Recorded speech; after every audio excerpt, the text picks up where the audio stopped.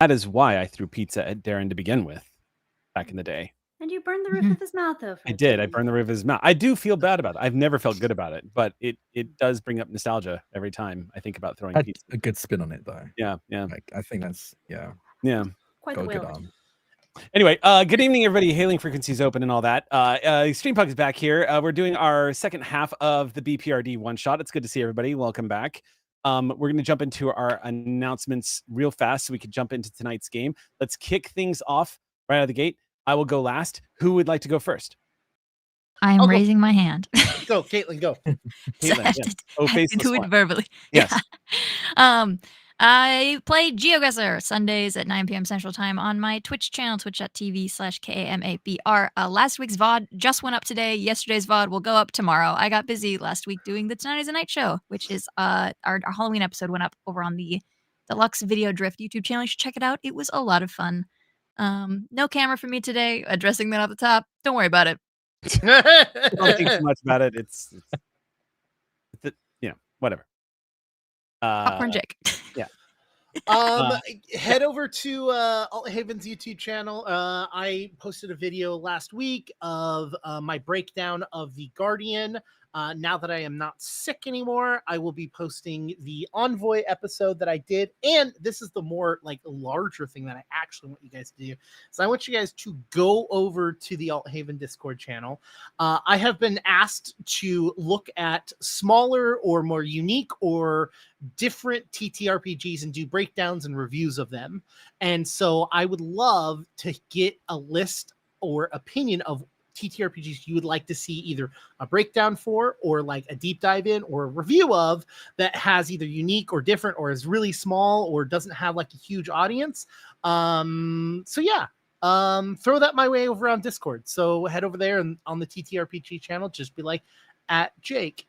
This game right here is the thing I want you to do. So because that's what I'm gonna in between like breakdown and class videos like I'm doing, I'm gonna also throw in probably like once a month a new TTRPG that either hasn't gotten the limelight that it should have, or it has a really unique mechanic that might be really interesting to people that have never heard of it. So there you go. That's it. That's all I got. I have a game for you. Ooh. We'll chat. Okay, I'm down. Is it the game you made? No. I'm literally going to It is say not. myself. I was like, I'm around for you. It is not. It is not. Why but not? We can also do one of those too. All right. Anybody else got anything they need to announce before we get to my announcement? Oh, yeah. Oh, I can be quick. Yeah, fire away. We had a premiere of Department of Unsolved Mysteries last week over on Table Story, or Dumb, which has been a lot of fun. So if you want to check that, we have the premiere up on YouTube on the Table Story YouTube channel, and we're gonna have the next episode every week on Wednesdays at 3 p.m. Eastern. You can see episode 2 this week. This literally this week. It's a ton of fun. It's going to get very silly. We started out very dramatic, but we're going to be having a good mix of drama and silliness. So check it out. Right. Thank you very much, Drac. And then, Sam, do you got anything to share? Yeah. Scientists are out here making computers out of mushrooms. Find out on the latest episode of May Contain Science live now on YouTube and Coffee. I don't need to give you any more pitch than that. Computers out of mushrooms. What the heck? Seriously, find out. Thank you. Sorry, Jake. I was the question mark. Yeah.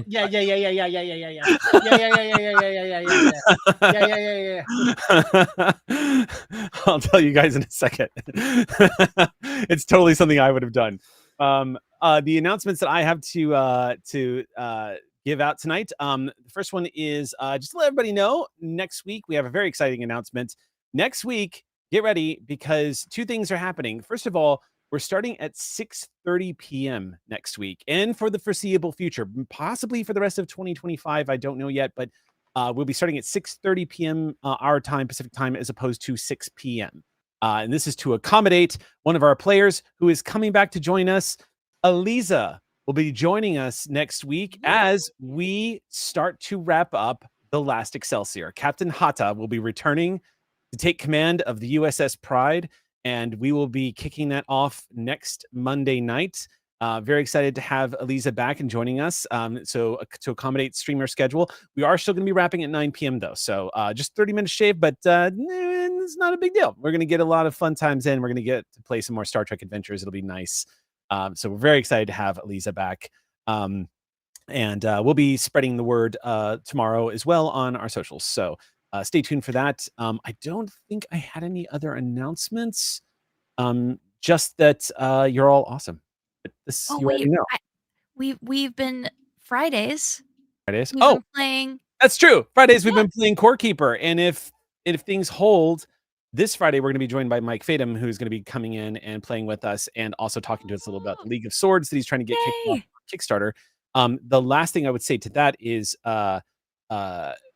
we are on my channel. We're going to be resuming playthrough of Breath of the Wild because we are at the last Divine Beast and we're so close. My goal is to have it beaten by the end of the year, and we're going to hit it.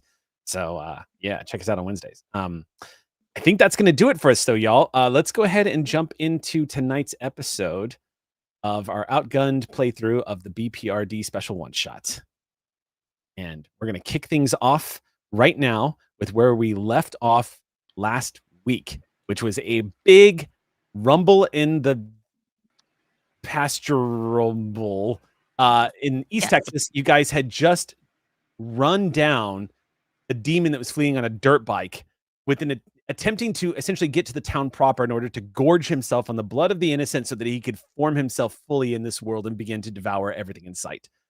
This is an interesting encounter too, because he's a demon, it puts him in the same divine/infernal family as one of our members, one of our agents, Zolfim, who, though maybe perhaps has never met this particular demon, the two of them recognize each other as sort of divine siblings, as it were. There's a bit of a stare down. We had an awesome chase scene after some investigations. We had some pretty wicked fisticuffs combat, literally fist to cuffs. One of our agents actually managed to do a spectacular cuffing job with a pair of handcuffs.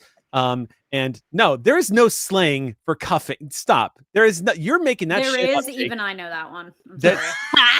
Okay, y'all need to stay out. Y'all need to be unplugged from the internet for a while. The vernacular y'all are learning. I'm just like, there's got to be some vanilla language that's left that I can use. God damn it, you took pegging from me. I'm not taking this anymore. It's like I'm gonna have to relearn everything.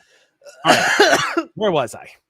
Okay, yes. So one of our agents tried to handcuff the demon, and it worked briefly, but the demon exuded some supernatural powers, exploded into a cloud of mosquitoes, and then reformed, and the fight continued. Where we are picking up right now is the fight continuing. One of our agents, Vanessa Gibbs, is currently on the other side of the vehicle, paging through that tome as quickly as possible to try to find the ritual that brought this demon here, to see if she can use it to send it back. Now, I think we are going to go ahead and just assume that Vanessa has never used magic or ritual ever before. This is probably something that I'm guessing Vanessa has, of course, seen in her training with the B.P.R.D, but has never actually instigated, I suppose. Correct? You would be correct. You would be correct in that statement. So how I'm going to rule this, I'm going to give everyone a heads up. First of all, I have encouraged the players to use aux points heavily in this game because I'm going full on to the rules. Last game, we kind of played a little rules light to get kind of eased into it. This game session, we're going full into the combat rules. The demon's becoming a little more dangerous, or the rest of the enemies. And right now, I'm going to have you make a roll here to determine. We're going to just, right out of the gate, we're going to pick up with you finding the page with the prayer that is on it. It looks like it's masked as some kind of prayer. You can see that it references a cleansing of the blood. Now, this, of course, is connected to the murder investigation of the poor gentleman who was trying to clean his blood and incidentally got his blood completely taken from him. So in this book, you have flipped it open, and through all of the language, you see it is written out in English, and it looks like it is written out in such a way it is even segmented in order to help anybody who couldn't possibly understand what they were reading still hit all the right syllables, still hit enunciate the right words, the whole bit. In other words, whoever sold this, whoever was trying to get this sent out, tried to idiot-proof demon summoning Uh-oh. by not only like scribing this in the English language, but appealing to people who probably have only ever spoken English in their lives and have no real understanding of how languages work. Kind of like a walk. In other words, this is in a position, as you're looking at this page right now, Vanessa, the pages are designed for someone just like you in mind. If you don't know what you're doing, it should still work. If it worked for our poor boy back at his little conspiracy shop who's lying dead on the floor, I it should work for you. don't like that. I don't like that one bit, because if they made it easy to summon the demon, why would they make it easy to put him back? Okay. Are we like top of the turn basically kind of right now? I'm treating this as the end of last turn, and I'm also keeping in mind that you, if I remember correctly, you spent a spotlight on this. No, I Is that spent a right? spotlight on making him pull over. Oh, right, for causing him to pull over. No, I spent 2 turns. I basically spent 2 turns to give myself an extra die. That extra die. When I was like trying to skim through with my translator app, B.P.R.D. Translator app. And also to clarify, for anybody who did not catch our episode last week, when Vanessa says, I forced him to pull over, what she means is while he was doing almost 110 miles an hour, she forced him to pull hard right on the handlebars and sent him hurtling, cartwheeling through the pasture that you were all in such a way that it would have broken a normal human to pieces, but the demon gets back up and the fight started out. So okay. So we're going to roll. Okay.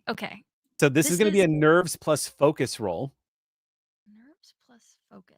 Is what I'm going to actually focus. Hold on. What is that? Time. I have to catch myself because outgunned does not let the GM tell you what to roll. I can react, but I don't get to tell you what attribute and skill you're using. The only thing I get to do is if you choose an attribute and skill, it just has to pass. It has to pass. It has to be up to par. You can't say, oh, cool, I'm going to roll brawn and smooth. Drive. I'm going to drive to do this one.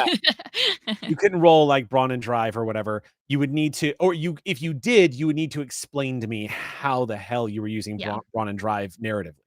But you get to actually pick what you would like to roll to initiate this ritual. So, okay. I know this was my plan from last episode, but now you've given me new information that makes me dislike this. Sure. So what I would like to do is hit a demon with my car. And then roll down the window with the page open to the book open to the page I just found.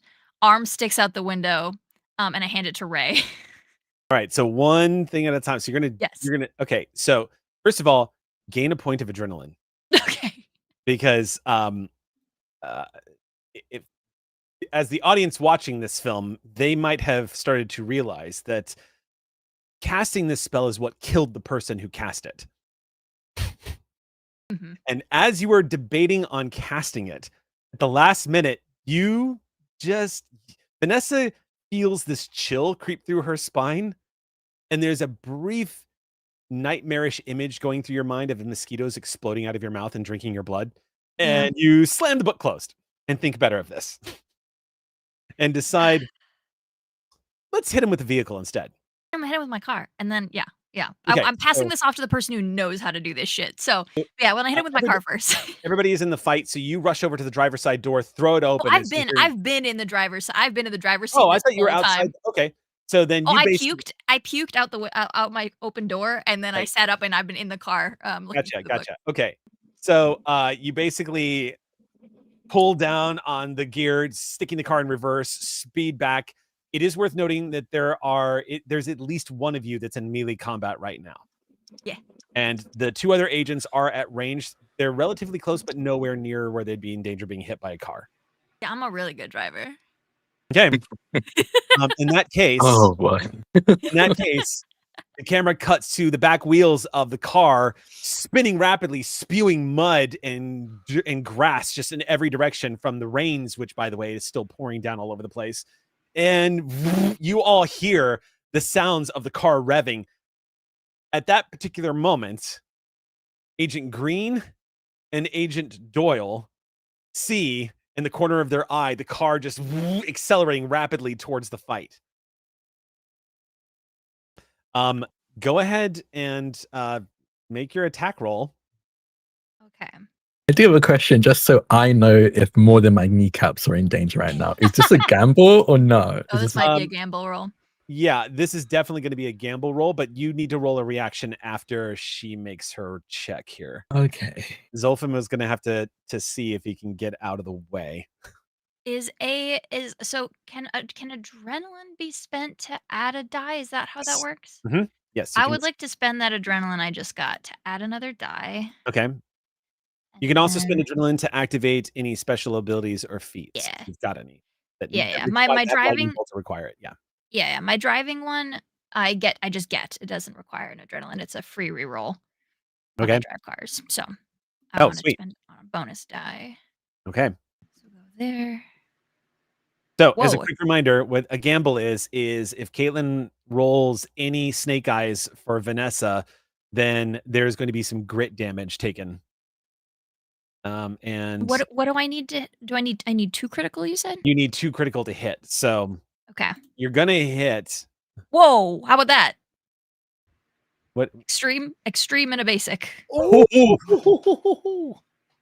No snake and- eyes. Thank and- goodness. And no snake eyes from the looks of it. Wait, I can't no, tell. those are all What are snake those? eyes. the Yeah, I think my extremes extreme are. You've got- extreme is a snake eye. Oh, those are snake eyes. Your extreme is double Only snake eyes. Sorry. Alright. Oh I thought it my. was a skull. I was wrong. Sorry. Oh no. Oh no. Does an extreme can I like expend my extreme or my basic to like keep my ally safe? Or like part of like or can I expend like the basic to negate? So it's tricky because technically the gamble is not on you.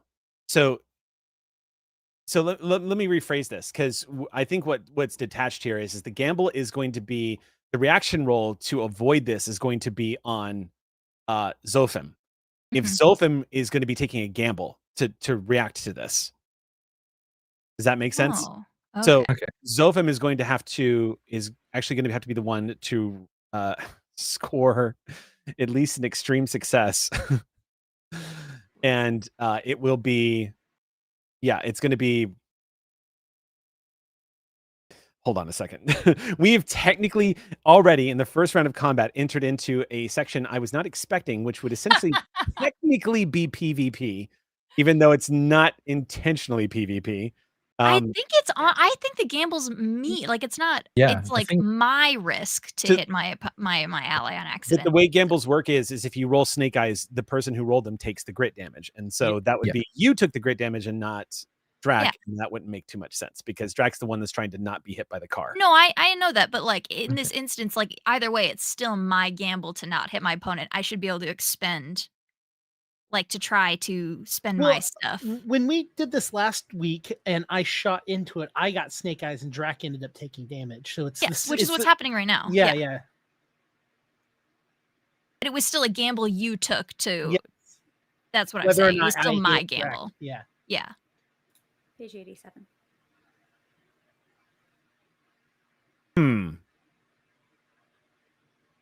I could see that. It does rob Drac of the ability to save himself, and it puts it all on you for being able to prevent the damage from happening in the first place. Which is, I think, the essence of a gamble. But I will go with this time. But basically, what that does is it's going to rob Drac's ability to resist the damage because it's putting it on you in order to. It basically means you're going to be the one that is going to have to manipulate the dice in order to prevent the damage from happening in the first place. And if you fail, then Drac doesn't get a roll to resist that or anything or dodge it. Drac's just going to take it. Otherwise, it's Drac's gamble to get out of the way. Do you see what I'm saying? Because you shouldn't get 2 chances to dodge the car. Does that make sense? Mm-hmm. That makes sense to me. Yeah. So if you want to do it that way, I'm totally down, and we can roll it off. But The thing is you decided to push it. You can go all in. I had a free reroll. Oh, you've got a does it and so One free reroll when driving cars. So then my quick question for that is Okay, yeah, I found a page. It literally is what it's saying. So I would be taking the damage. It's on page Yes. 125. No, I know that. Yes, Um, that is. Yes, I know that. Yeah. Whenever you shoot at an enemy who's in melee with one or more of your friends, your actions become a gamble. Oh, I see. Others expect. So it specifically to states that this others. is unique because it's what others expect. Oh, okay. Okay. Yeah. Okay, so it does streamline it like that, base. Okay, cool. Then that totally makes sense. Okay, so yeah, the only thing I was saying, Caitlin, is then I was going to remove Drac. You can totally do it this way. I was just going to say then I'm going to backtrack on Drac being able to resist it, but that's how the rules are written anyway. So that actually makes perfect sense. In which case, real quick So though, the question I was trying to ask was, can I use the basic success I got? Can I burn that to remove the damage that my ally is taking? Was the question I was asking. So what I would rule is there is a rule for damage mitigation in the game where you can kind of reduce some of the damage you've taken based on how many basic successes you roll, which means you could reduce it by 1 because you rolled 1 basic extra success. But you also rolled extreme successes when you needed just a critical. So with 3, so 4, so one additional success, which means if it was a critical success, it's a greater success. It's worse. Director considerable. Yeah, extreme, truly amazing. Problem is that critical leads you with that's 4 of a kind and not 3 of a kind, but you got 1 success higher. Oh, then I could do. Okay, so here's what I could do. Because the problem is that you need 2 criticals and you got 1 extreme success, right? And a basic success. So what I'll let you do is I'll let you mitigate. I'll treat it like you got 2 basic successes and I'll let you mitigate 2 points of damage off of your teammate.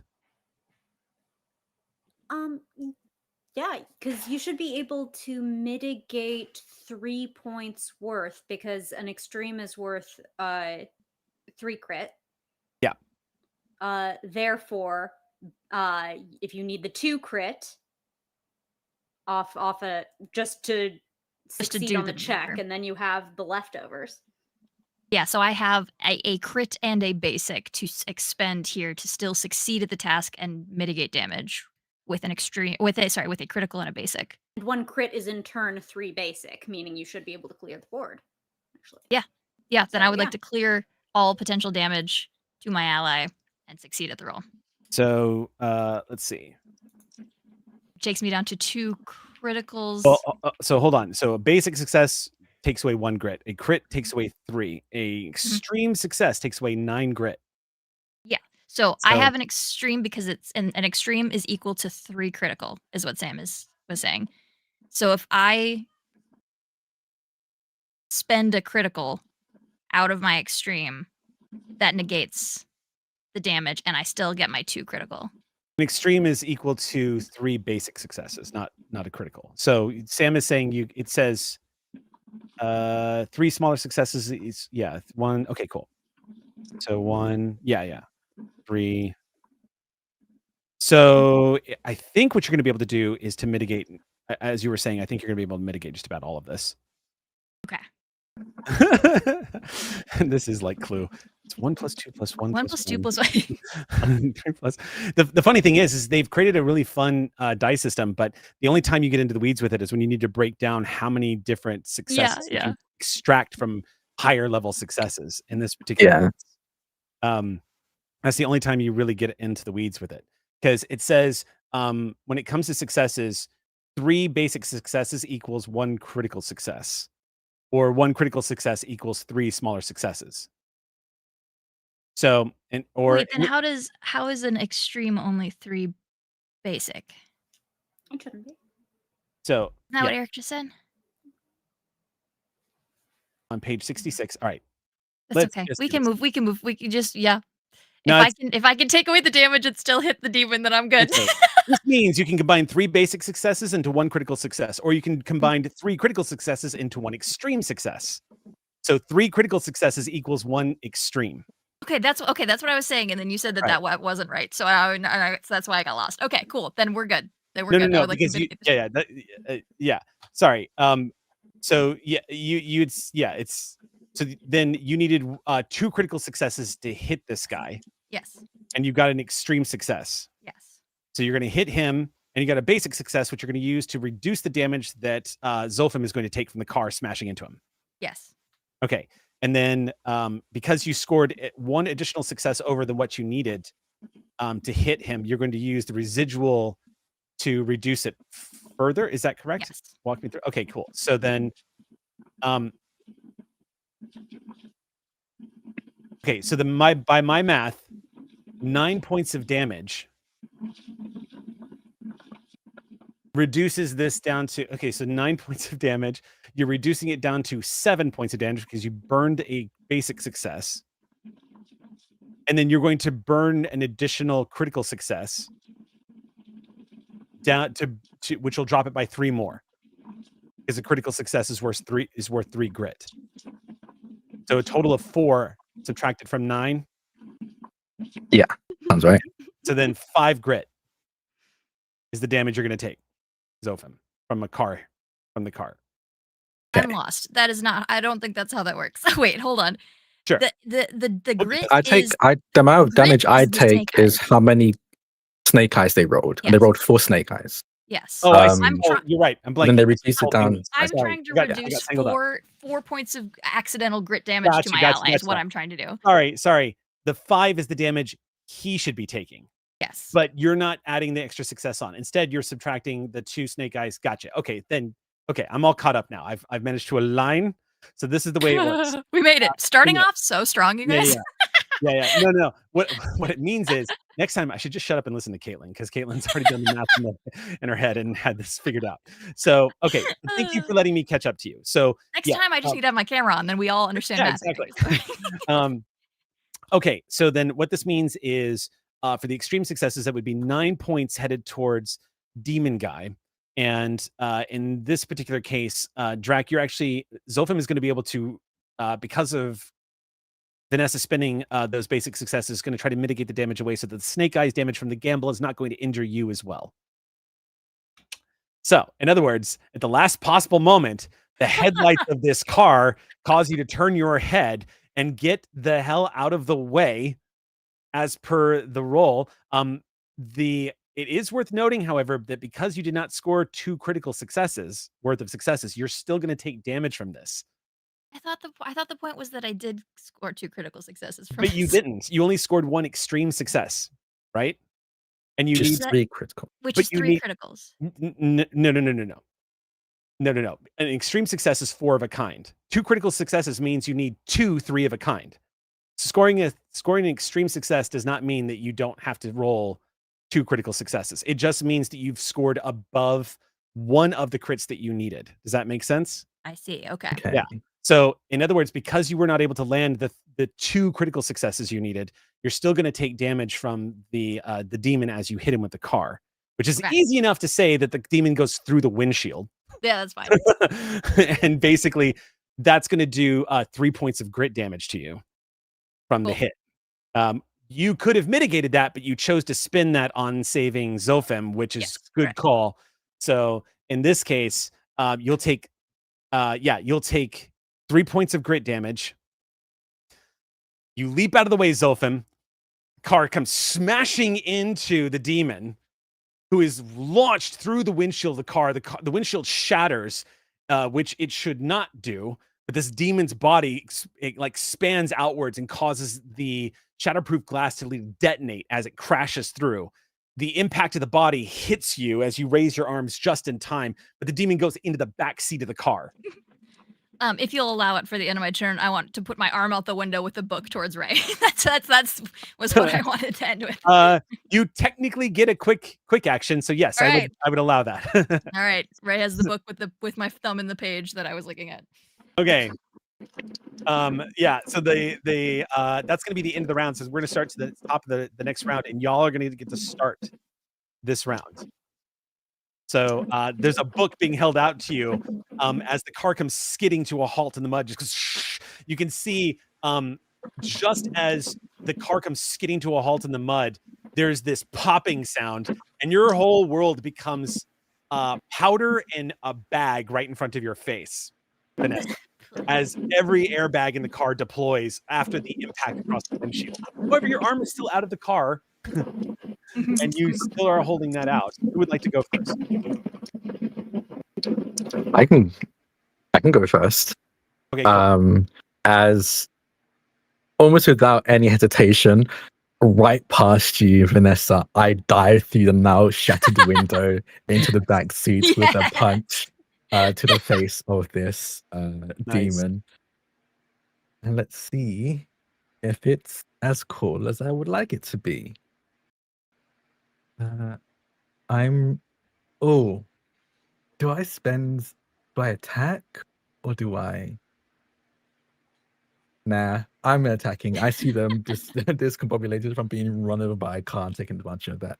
I rolled 7. That's 2 critical successes. That's as I dive through the window with a Superman punch to the face of this demon. Which is a hell of a sight, because you charge through the window, bursting through the deployed airbag and landing in the back. I mean, in a feat of an attack that would technically be nearly impossible for any normal human to do, you basically throw yourself through that small opening of the windshield into the back seat of the car and slam down on top of the demon with the Superman punch. Because you rolled 2 crit successes, he does not get to hit you back. So you drive that down. That's going to do a point of damage to him. Again, he's going to take more crit damage. Ooh, you guys have got him on the ropes now. Okay. Yeah, his head bounces comically off of the cushioned seats in the back, right up into your fist as soon as you smash down into his forehead again and again. All right. Who would like to go next? I'll go next. Do I need to roll anything to collect this book? No, as a quick action, you can basically just snatch it out of her hand.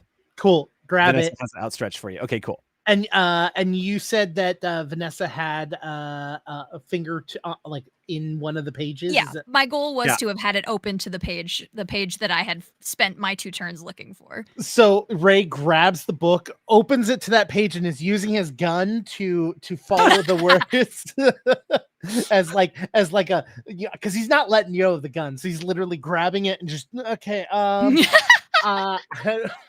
like to use focus detect to try and to figure this out, and I'd like to use an ox point if everyone's cool with it to give an extra dice to that. Somebody would like to roll a d20 for me? Sam? Oh, I don't have any on me. Okay, Sam's usually like, bah, a 4. Yeah, like before on it. Yeah, I'll roll. Let's go. That's a 9. A 9. Oh, thank you, Kato, aka Kato. Yeah. Point. That's going to count as a point of adrenaline that you can now spend as you see fit. Yep, I'm going to use it for an extra die in this situation to give me 7 die because I really want to get rid of this guy. 7 dice, critical success. You have a 54% chance. Well, I got 2 basic successes off of that. Okay. I will say, I do have detect, which gives me a free reroll. Okay. What do you guys think? Yeah. So free reroll. Free reroll is yeah. That is going to take the place of a normal reroll, but it's better because you never risk losing your initial successes. If you fail here, you'll still keep your 2 basic successes. Okay, then let's do it. Yeah. How does 1 extreme and 1 basic sound? Well, you needed 2 critical. So I didn't get that. I got 1 extreme. Yeah. So what I'm going to say though, with 1 extreme is I'm going to count that as damage on him. Okay. And I'm going to, let's see. As I'm reading, I pull the trigger and yeah. So basically, as you start, okay, so this is how this is going to go. You start reciting the prayer that's inside this book. Mhm. Two things happen. As you are clocking him again and again in the back seat, Zolfim, the punching hit, his eyes suddenly widen a little bit. You can feel the presence of divine sorcery or infernal magic, one or the other, starting to sort of flood the space around you. Perhaps normal mortals are not sensitive to it, but you begin to become very aware. And the two of you lock eyes for a moment. His body suddenly stiffens up, and you can see wisps of smoke start to drift away from his face, and skin, the upper top layer of his skin, begins to flake away and drift off into the sky as this ritual starts to impact him. However, he just shakes his head for a second and grits his teeth. And about 20 feet away from where Doyle is standing, Agent Doyle, as you complete the words, you start coughing suddenly, and a plume of mosquitoes erupts from your mouth, explodes out of your mouth. Just you see a small brownish cloud of these insects burst out of your lips, and as you cough the last one out, they begin to swarm you, and you are going to take 3 points of grit damage. That's good. As they begin to just swarm over you and start sapping your blood. You Now weren't you reading can. it out. You were looking for a solution. That's what you were doing, right? You weren't doing. No, he was casting the ritual. Weren't you casting the ritual? Didn't you already have the ritual set up? Yeah. No then- way. She kept her finger in the book. Yeah. Yeah. And marked the page. You took it. You opened it up, and I guess that's and fair. I you guess read that's it a out. fair reaction. I guess it's a fair reaction. I'm fine with taking this. I have 5. They've taken 5 grit. But you can mitigate the damage because you rolled at least one basic success, and you've got an extreme, which means you can actually not take this damage at all because you can burn all of it. Done. So as the Done. mosquitoes are like swarming you, you can spend all of the successes you got. Or because you needed. Oh, you know what? Because you have one extra. Oh, so you can. Okay, sorry, because you only have one basic extra success. You can spend one of those to mitigate this down to 2 points of damage. Because you needed a crit, which is 3 in a row. You got an extreme, which leaves 1 die available. You have 1 basic success and 1 extreme success, which means you only have 1 basic to count against this. Okay. Yeah. Does this make sense? Because you guys No. need it's. So, okay, let me explain it like this. You need 2 critical successes, which means you need Yes. 2 3 of a kind. Yes. If you roll 4 of a kind, that means you got an extreme success, which means you beat at least one of those critical successes that you need with 1 extra die to spare, which could be going towards something like an improved result by the GM's standpoint. Or if you wanted to try to get something like I read faster or whatever, you can burn that. The basic But you can success, spend 1 critical success, like 3 basic successes, and 1 extreme success, like 3 critical successes. you can combine. When you combine 3 basic successes, you can combine 3 basic successes to gain a critical success. Yes, Or and you also can the other way. Or you can combine 3 critical successes to gain an extreme success. And it does break down like that in reverse. But oh, I see what you're saying. So you're saying, why can't he just use this extreme success and The break it down? leftover third, turn that into a crit. Oh, and this is what Caitlin was break it. bringing up. Yes, exactly. So Yeah, so then why can't you just break down an extreme success down into 3 criticals? Right. Okay. Yeah, in the book it says 3 Yeah. equals 1, 1 equals 3. Right. That's Yeah. what we're referencing. Yeah. I think that's correct. I think you're right. I think you should be able to do that because the likelihood of you rolling 4 of a kind is so extraordinary that it makes sense that you could break down a 4 of a kind into 3 criticals. So I will adjust my ruling on that. And Okay. yes, I agree.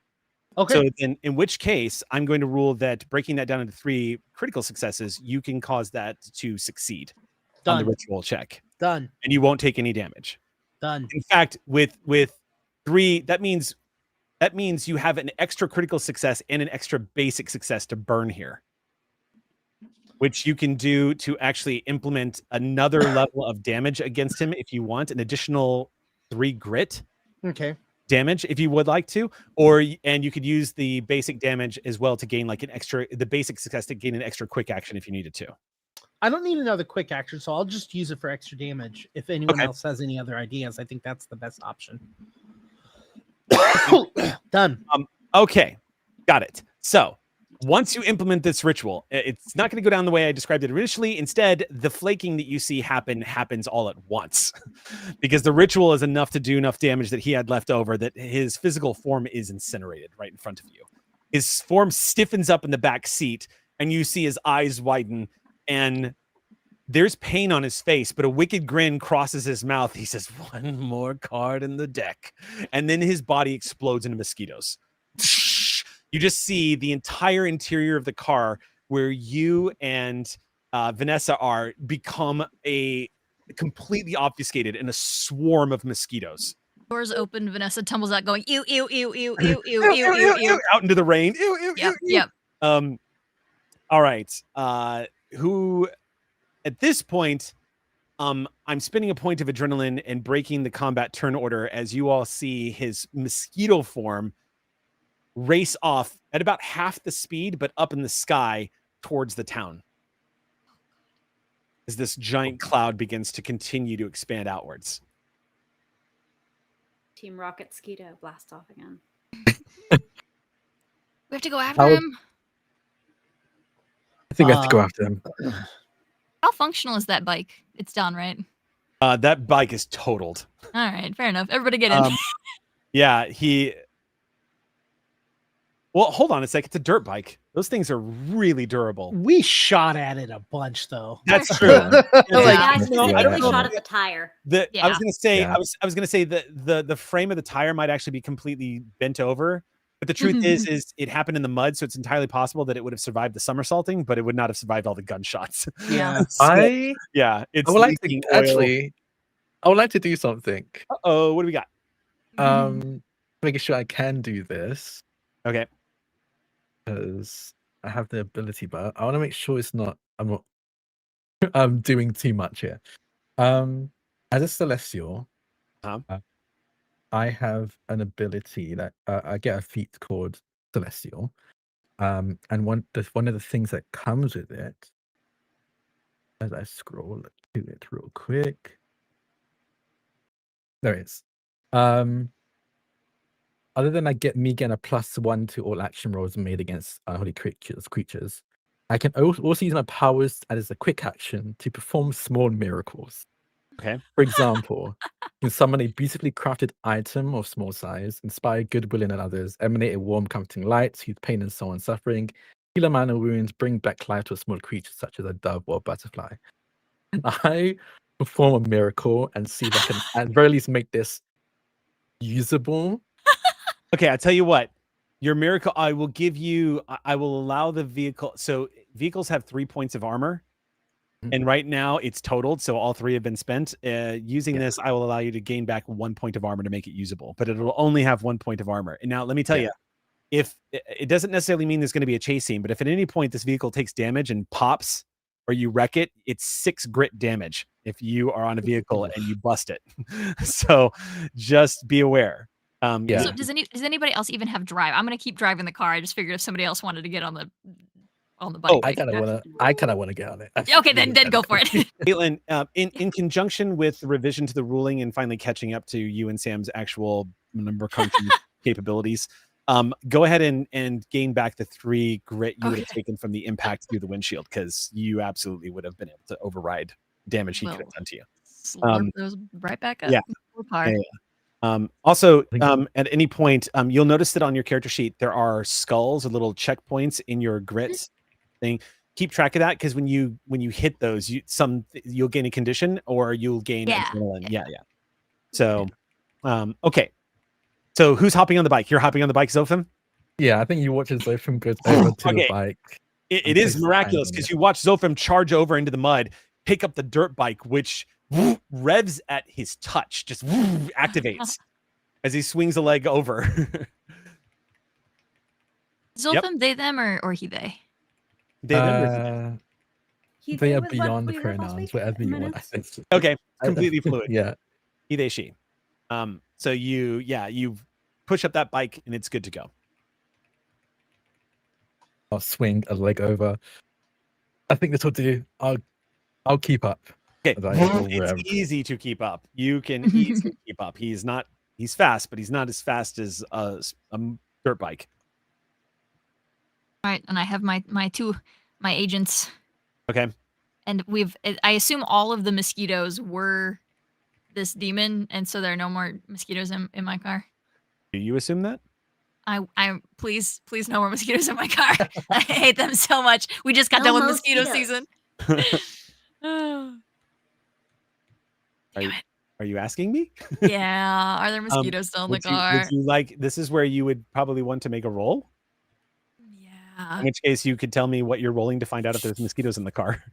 Okay, you know what I'm gonna do? I'm gonna say, Ray, can you make sure all the mosquitoes are out of here? Because I'm currently driving. I'm gonna drive to.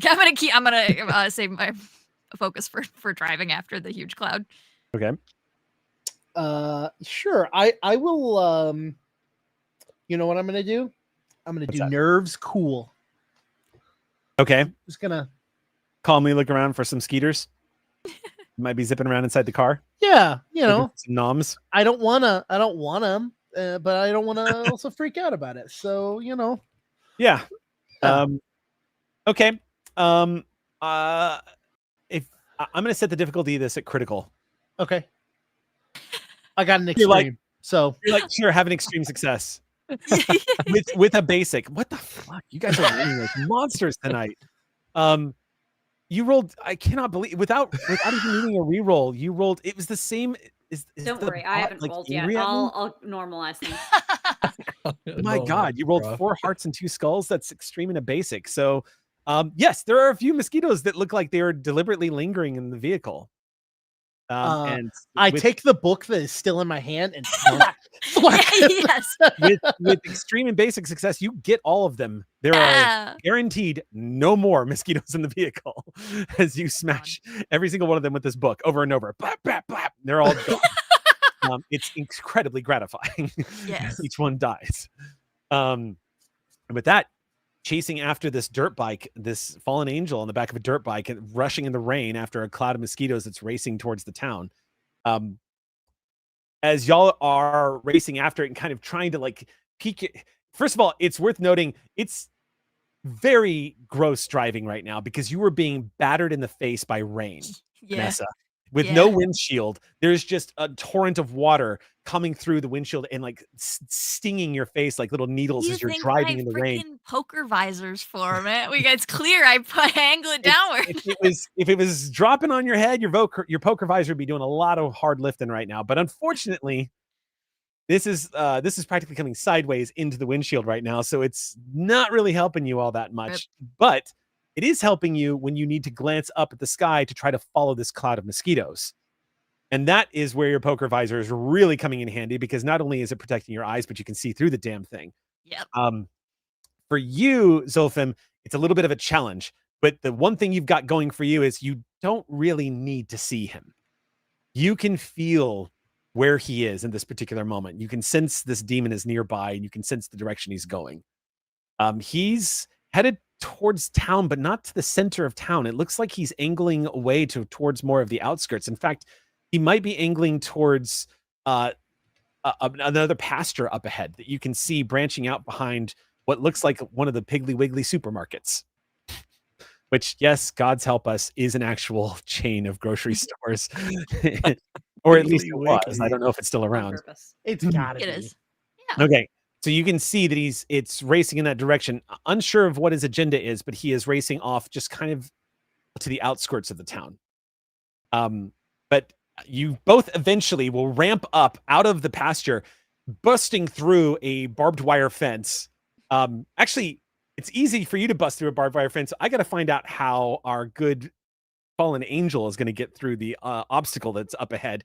There is a closed barbed wire fence to this pasture to keep the cows in. It's about 5.5 feet in height, as they tend to be. What would you like to do as this is barreling, as you're barreling towards it? I think I'm just gonna drive straight through. I'm just Ouch! I was gonna power through it. Not I was gonna drive over? straight through. Not over? Your bike only No. has one. Your bike only has one. Oh yeah, the bike Bitcoin, does you're have gonna one. I take forgot so the much bike. crit The damage. bike. Yeah, keep in mind, a barbed wire fence, you're essentially trying to drive through 4 steel nets. Yeah. 4 strings Some- of steel netting with sharp points on each end. Caitlin So you're Lore, as somebody who's gone through a barbed wire fence before, it's not fun. Yeah, You don't want to it'll do stop that. a barbed wire fence could stop a truck, Yeah. depending on how fast it's going. But and Have how you well it's, not seen Cars 1? I have. As someone No, who but has this motorbike might be about to cars lose. as someone who has a small child and has seen Cars a million times, you don't want to drive through barbed wire. No, it sucks. It'll fucking Can I perform a miracle, I guess? um And split this barbed wire like the Red Sea.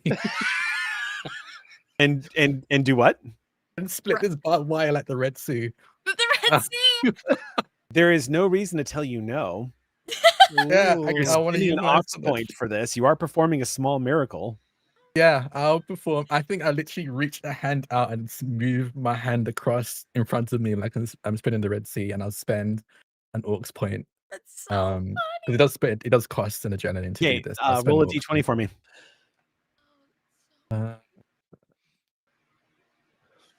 The 19. Thank you so much, Lord Portico, Thank you. for that aux point.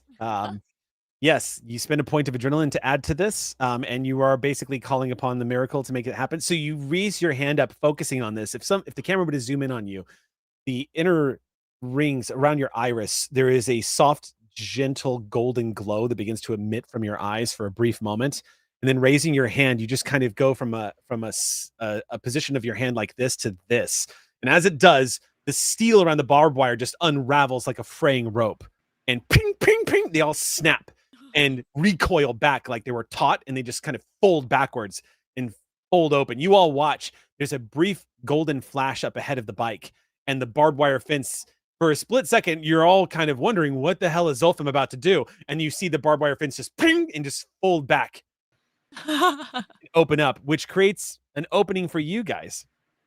I don't even slow down. I just keep going. You are gonna Yes. need, I am going to need to, you're going to have to make a check here, because on the other side of that barbed wire fence is the rain gutter.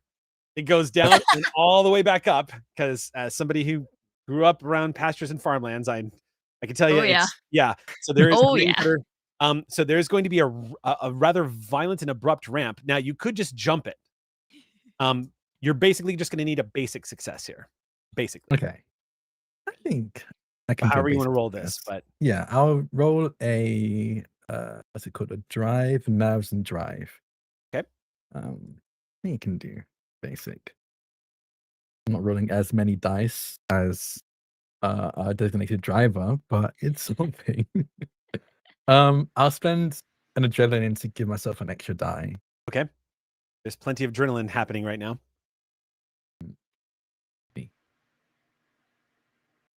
Ooh, nice. 2 basic successes.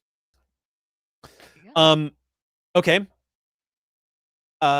You easily just kind of squat and do a quick hop and clear. You're the speed of the dirt bike. You easily clear that ditch and land on the other side. Y'all see the hop, which immediately, Vanessa, you realize the hop was because there is a ditch that you can't see as you're approaching at rapid speeds. So you've got a choice here. I'm going to go ahead and rule that because you got 2 basic successes, what you could do is you could give that basic success over to Vanessa for this roll as a way of showing like Vanessa was just warned because she saw you hop the bike. Because y'all are driving through this pasture. You cannot see that ditch up ahead until you're practically on top of it. That's going to give an extra basic success to this. But so Vanessa, it's going to be trickier for you though, because you're in this car. Yeah, I did my Bigger basic wheel, success too, that's Yeah. for sure. Yeah. But if you drive fast enough, it's conceivable that you might actually be able to clear this without actually going into the ditch. So, okay. How it's not okay. So if it's narrow enough that it's going to be difficult, or there's a chance that I wouldn't get any kind of jump out of this. Is that what you're saying? Like I could Yeah, maybe you're just not going to get any across jump it? out of this. Here's Okay, what I'm going cool. to say. I'm going to say that basic success is going to remove the penalty you were going to get from making this roll because you've got rain slashing into your face as you're driving. Sweet. So so at no penalty, but I'm going to say this is going to be yeah, I'm going to say this is probably going to be a double critical you're going to need for this one. Okay, cool. Yeah. Well, we're gonna take a nerves and drive. Cannot. Y'all's dice rolls tonight are just monstrous. Here. 2 basics. Okay, but you've got to. Oh, Oh, you pushed maybe- it. yeah. you got Well, a I get a free reroll. Okay, It's So still two- 2 basics. 2 basics. Okay, Mhm. so Plus a basic. so from here's the my- good news: you're going to clear it no matter what. But the Yeah. car is going to take 2 points of armor on this. Y'all impact hard. Hold on. What is pushing? What does pushing do? Like if I were to, because go that's all- different than a free reroll, right? So basically, you get you can now do The next option is all in. you would all in. basically curious that it took away your ability to reroll it again though. Looks like it's edited. What happened? I think that is the reroll. Oh, Yeah, I see. it always edits. Oh, when it you edits it reroll. when you reroll. Oh, okay, I see. Yeah, so you got your. Did you click reroll or free reroll? I think I click free reroll. Yeah, it says free reroll. Yeah. Yeah, it says Oh, it free does. under the roll. Yeah, under yeah, yeah. roll, yeah. Okay, then yes, you could do a standard reroll right now, I believe. Hold on, let me just double check this. If you scored at least 1 success, oh no, you can't because you didn't score at least 1 success on the.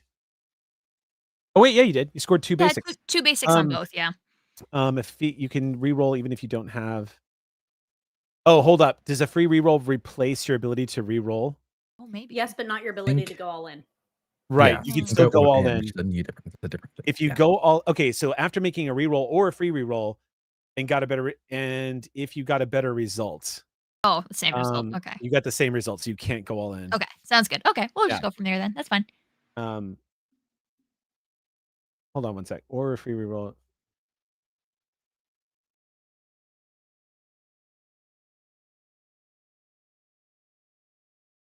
Yeah, specifically if you got a better result. It says it, Okay, yeah. cool. No, that's Or good. We if can. you- Yeah, okay. I was I'm just good making taking- sure because I thought going all in was an option always available, but no, you have to still get the Okay, And I have to take how much damage? That's Was probably why all in wasn't an option. Yeah. I'm gonna revise this. It's a single point of damage to the vehicle. that? For the Single car. point of armor damage. Cool. So there is a heavy hit. It looks like judging from the impact as you guys are racing through this field, you have enough speed, but when you hit the other side, there's just enough of the tires and the bumper catching the lip of that ditch where it is a heavy impact where everyone lurches forward in the vehicle, catching themselves before any real damage is done. But the vehicle, as soon as you are on the road and swerve behind the dirt bike, you can tell the vehicle's taken some punishment. There's probably some body work that is going to need to be Shaved done. off a little off the bottom there. Yeah, this car is almost. This is hopefully the company's got insurance. It's on a this company thing. car. It's fine. Yeah, it's a company car. But now you guys are racing on the 2-lane highway towards this outer pasture that is behind this grocery store. At this point, without even having to make a roll, you see rounding the bend on this highway as you're chasing after the cloud of mosquitoes. There looks like a steeple that's peeking out behind a collection of dead trees. And in that particular moment, 2 things occur to you. One is he's on his last legs here. This is, as he said, the last card in the deck. 2, he's heading towards a graveyard.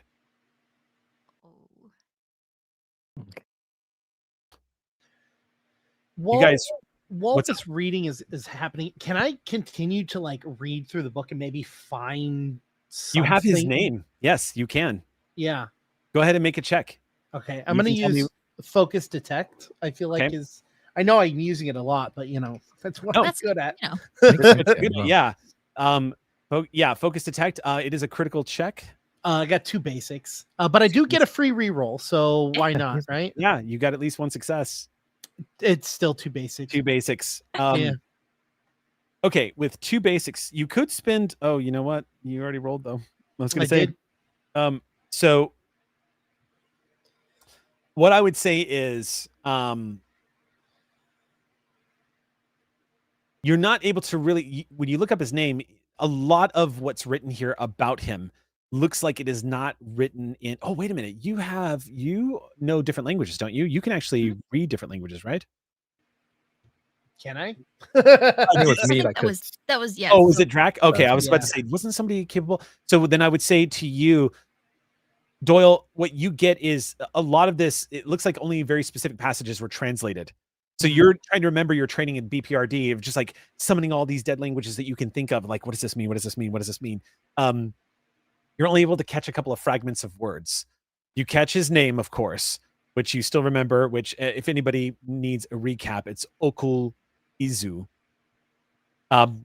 He is, you catch the word Beelzebub in there. That's an easy one to catch. He's one of Beelzebub's lieutenants. But what you get is something about the power of blood and an endless hunger. But you're not able to get any definitive information beyond that. Okay. Yeah. All right. I'm trying. Look, you're bouncing this car around. It's tough. hard, all right, yeah. you know. There's rain coming in. Can we keep on all four wheels for just a little bit longer? All right. No promises. The cloud of mosquitoes banks hard towards the graveyard, and in pursuit, you guys swing a hard left turn, cutting across the medium. And I'm going to ask you guys to make another drive check here. It's going to be a basic success, though. All that is required with both the car and the motorbike. I can do decently on these. Let's see.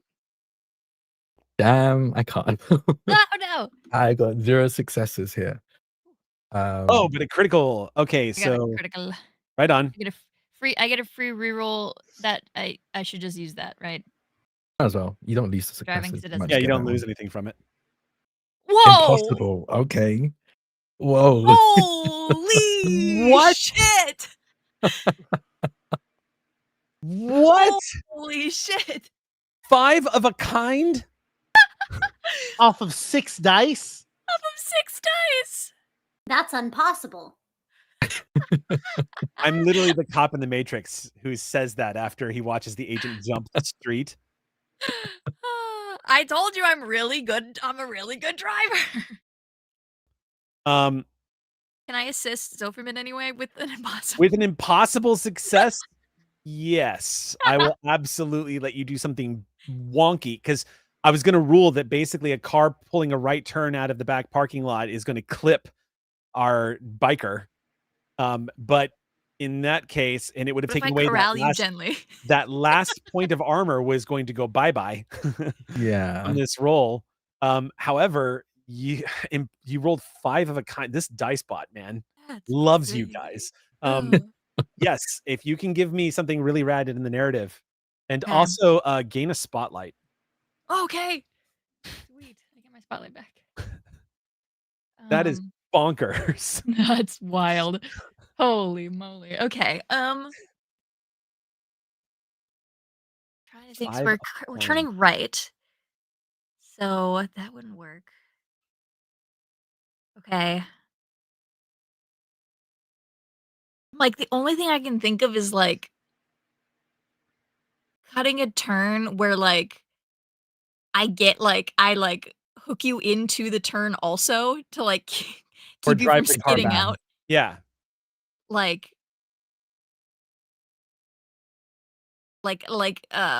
Herd like a herd dog, kind of like herding sheep kind of a thing, Yeah. but like with 2 vehicles.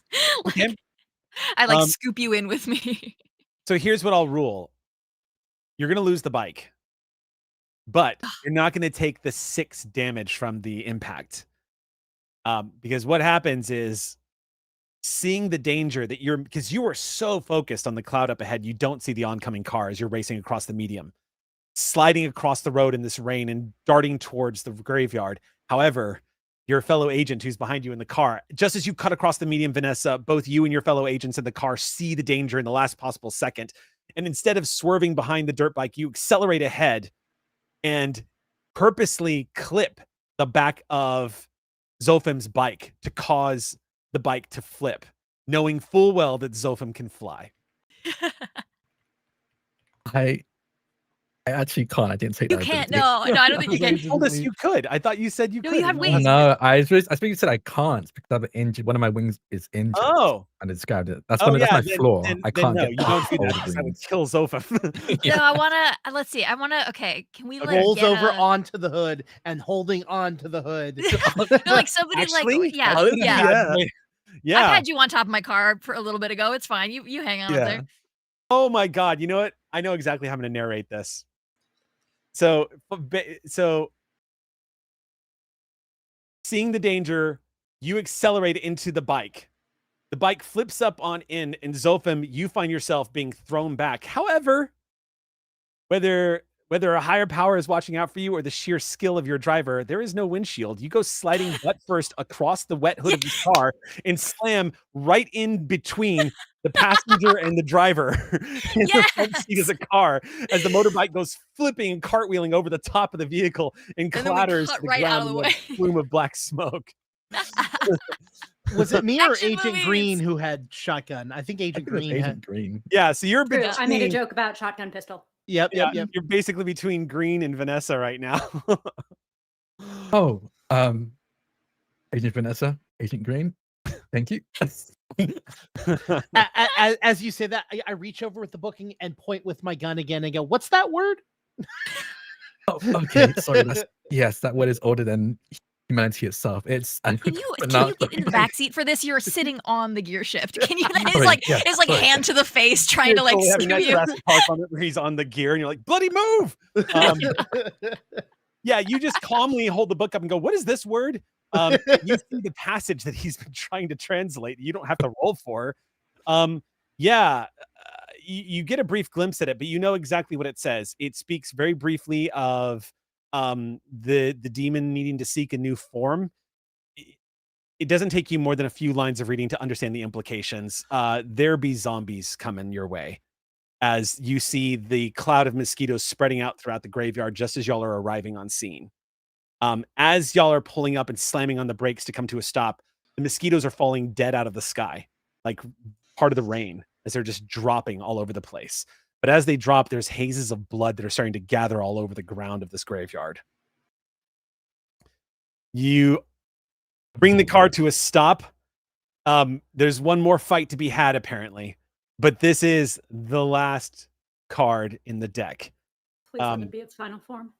As you all step out of the car, you just hear the sounds of the rain and the roiling thunder as this hazy blood mist begins to seep into the earth.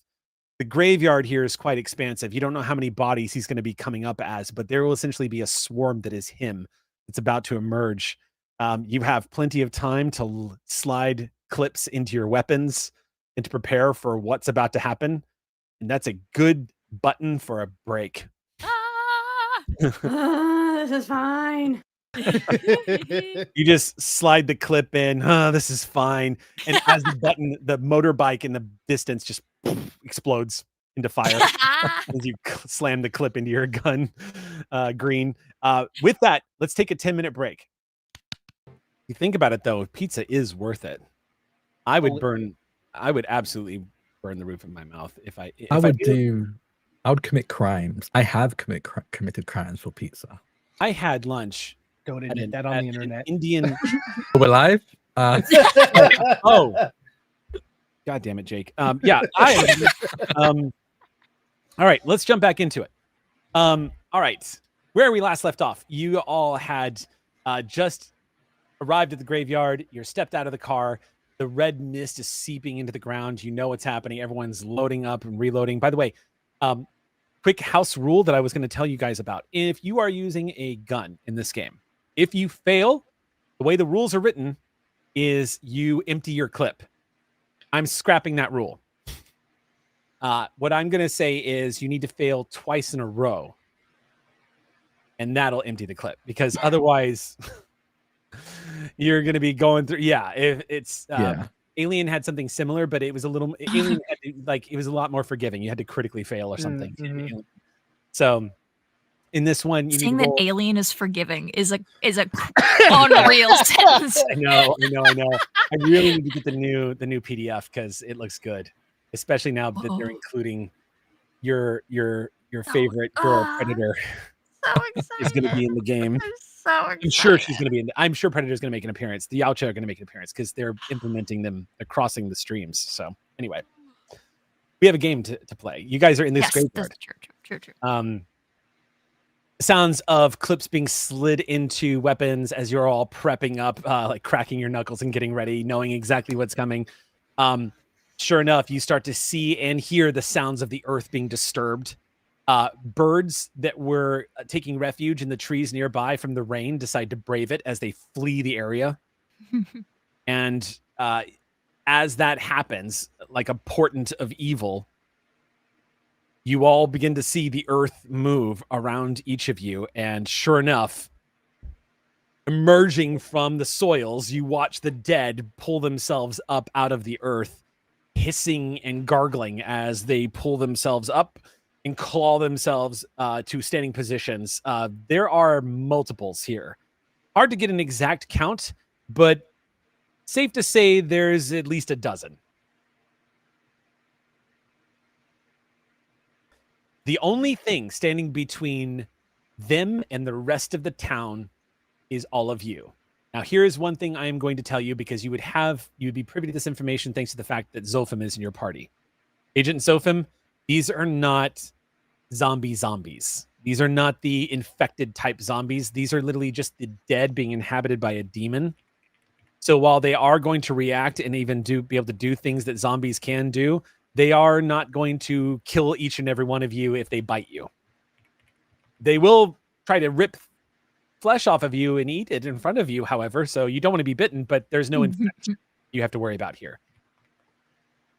There is a brief moment of pause as the dozens of the dead rise up in front of you, frightening away the birds. And in unison, all of them hiss in the exact same voice, gurgling through the dead, rotting flesh. You just hear, "You know, they're never, ever going to accept you, Zophim.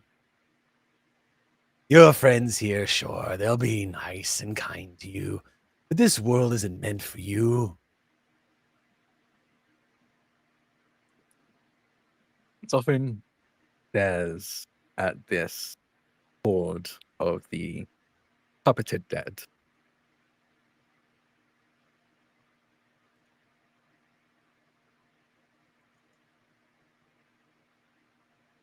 Oh. You got your speech moment? I'm trying to think if Zophim gives a cool speech or Zophim is kind of. Well, that's just... cool, because it could be that cool anime moment where we pan over to you and you're just being emo quiet as he says this to you. I think I'm dead quiet as they say this, and then stuck in the middle. Zophim. You're stuck in the middle, cast out of whatever heaven you think you came from, lingering here on Earth. You belong with us.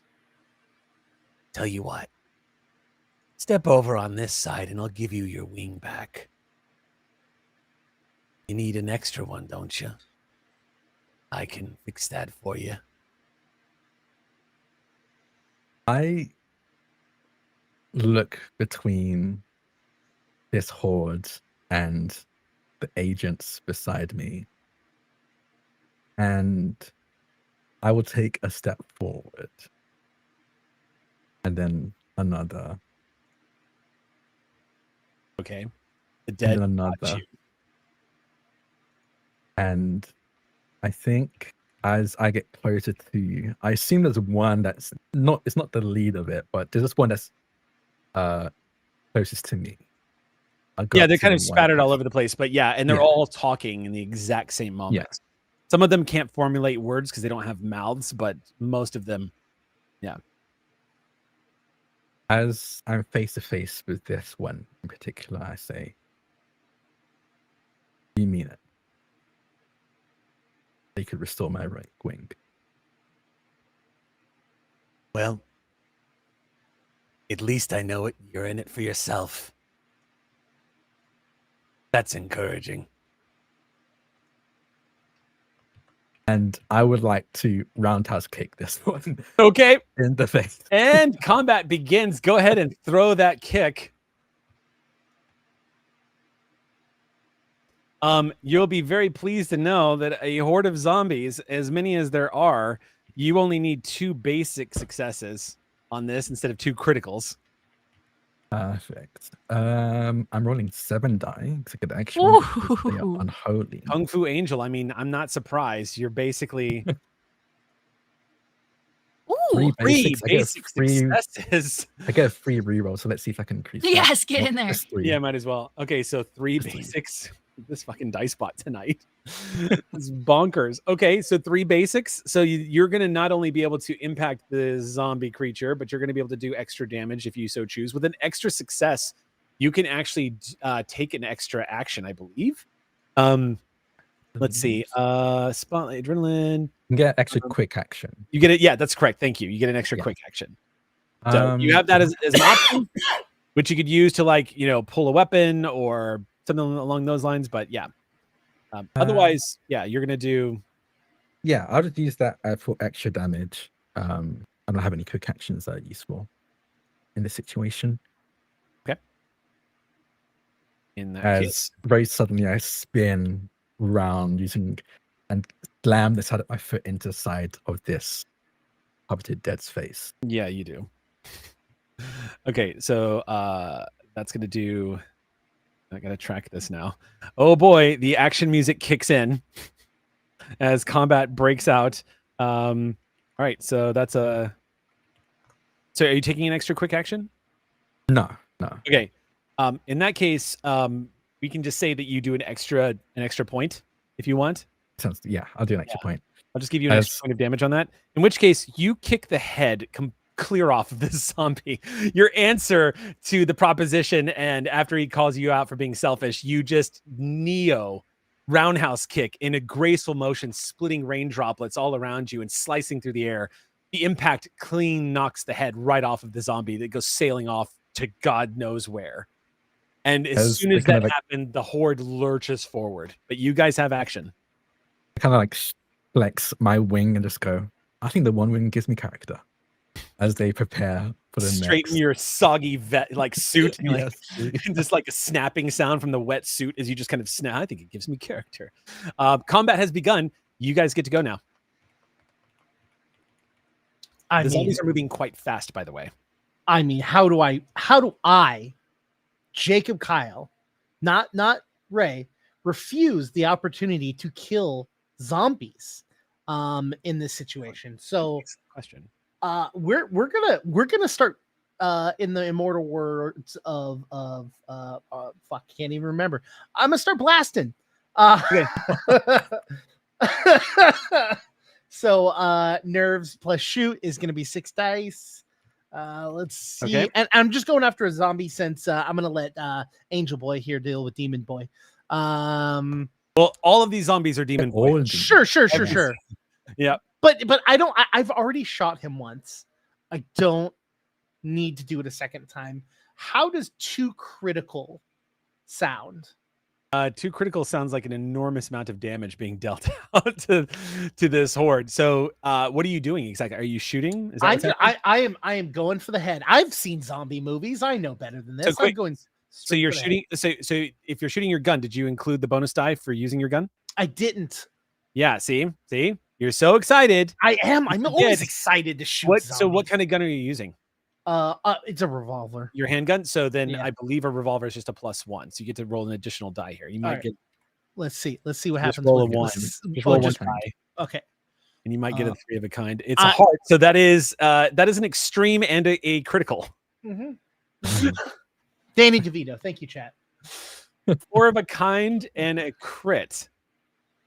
Okay. So you start opening fire. The zombie in front of you explodes as the bullet smashes through its body. The second zombie, as you start clipping through, bam, bam, bam. It's like being back at the shooting range. They're moving pretty fast, a lot faster than the dead should move, but not really your concern as you're causing their heads to just pop. However, you do pass one of their check marks, which allows me to instantly activate one of their abilities. Just scroll this open. Wait, wrong one. It's action volume 1. Yes, indeed. Midnight Wars. You guys are fighting Oh yeah, smart, Eric, very smart. Well done. Okay. Special action. This is. Oops. There it is. Zombie rules. You're fighting a horde. So because you have done an enormous amount of damage right off the bat, zombies get something called horror actions.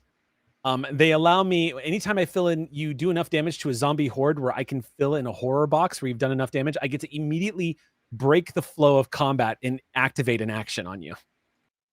Yeah, you're fine. So, yeah. Do we have a dice bot in chat out of curiosity? In Twitch? Yeah. No. We don't? No. Unrecognized command. That's too bad. Tell you what, let me ask one of you to roll me a single d6. I have Whoever a rolls D6. I got it. Ready? Okay, tell me what you get. 4. 4. Grab. The zombies try to seize the nearest heroes. Heroes who are who fail a critical reaction roll in crime plus awareness are grabbed. So everyone needs to make a critical reaction roll as the zombies are swarming all of you. If you get grabbed, you're going to lose 1 grit and suffer -1 to all rolls until you use a quick action to break free, which you won't have to roll for. You can just use a quick action to break free. But everyone make your crime awareness check as you're all being swarmed here. That's 1 basic success. Mm-hmm. It's a critical reaction, so you need better than that. So, Bone Daddy, you're going to That's get fine. grabbed by swarming zombies. I get a -1 to reaction rolls against the unholy. Oh That's no! true. That's I'm very, very special. true. So you're I going to am get not -1 rolling die. great. It's not gonna look good, guys. I'm rolling. I'm gonna use an adrenaline. I'll spin it. No, I'm fine. No, I'm good. Let's just go with it. Sam, I'm just gonna commit. you going to burn Well, adrenaline? No, my recollection is that in the system we can donate successes on things like reaction rolls. I think that's correct. Yes. So since I have an extreme success, Oh, Okay. I only got matches. I have 4 on focus plus Awesome. awareness. They're just all skulls. Yeah. Nice. I'm glad because every That's zombies. single one of your teammates failed except you. So you can And I needed how many? you needed a critical success. Okay, you'll so be I able can to, donate. I can save 2 of y'all. Yeah. Fight among yourselves. the people who can actually give it to the people who can actually fight. For the No, love I of will God, don't teach give it to me. you to write 3 sentences of why Sam DeLev is the best Sam DeLev. Oh, absolutely. That's the best we way will to not pick get the one. best. We will pick the best. Okay, if that's the case, Sam DeLev is the best Sam DeLev in the world because they are smart, intelligent, amazing, funny as hell, both a pleasure to be on and off stream. There, I don't get it. Sandalem is the only Sandalem I know, so I don't really have any. I'm the only one in the Compelling, world, so yes. compelling. Okay. And Caitlin, what you got? I will fight you in every life. Excellent. Okay, that is a strong argument. I do like that. Oh my I God. do I'm like fighting. Totally quoting Maximus here. I will have my vengeance in this life or the next. All right. All right. So yeah, Okay, but I can't fight at all. So like, I don't. You guys should keep your hands free to fight. No, but it makes more sense if we're like up front and fighting. Like, in all honesty, like I'm also pretty cool with taking hits. Like, I mean, like my catchphrase is "Wait here, I'll go ahead." So like, Sick.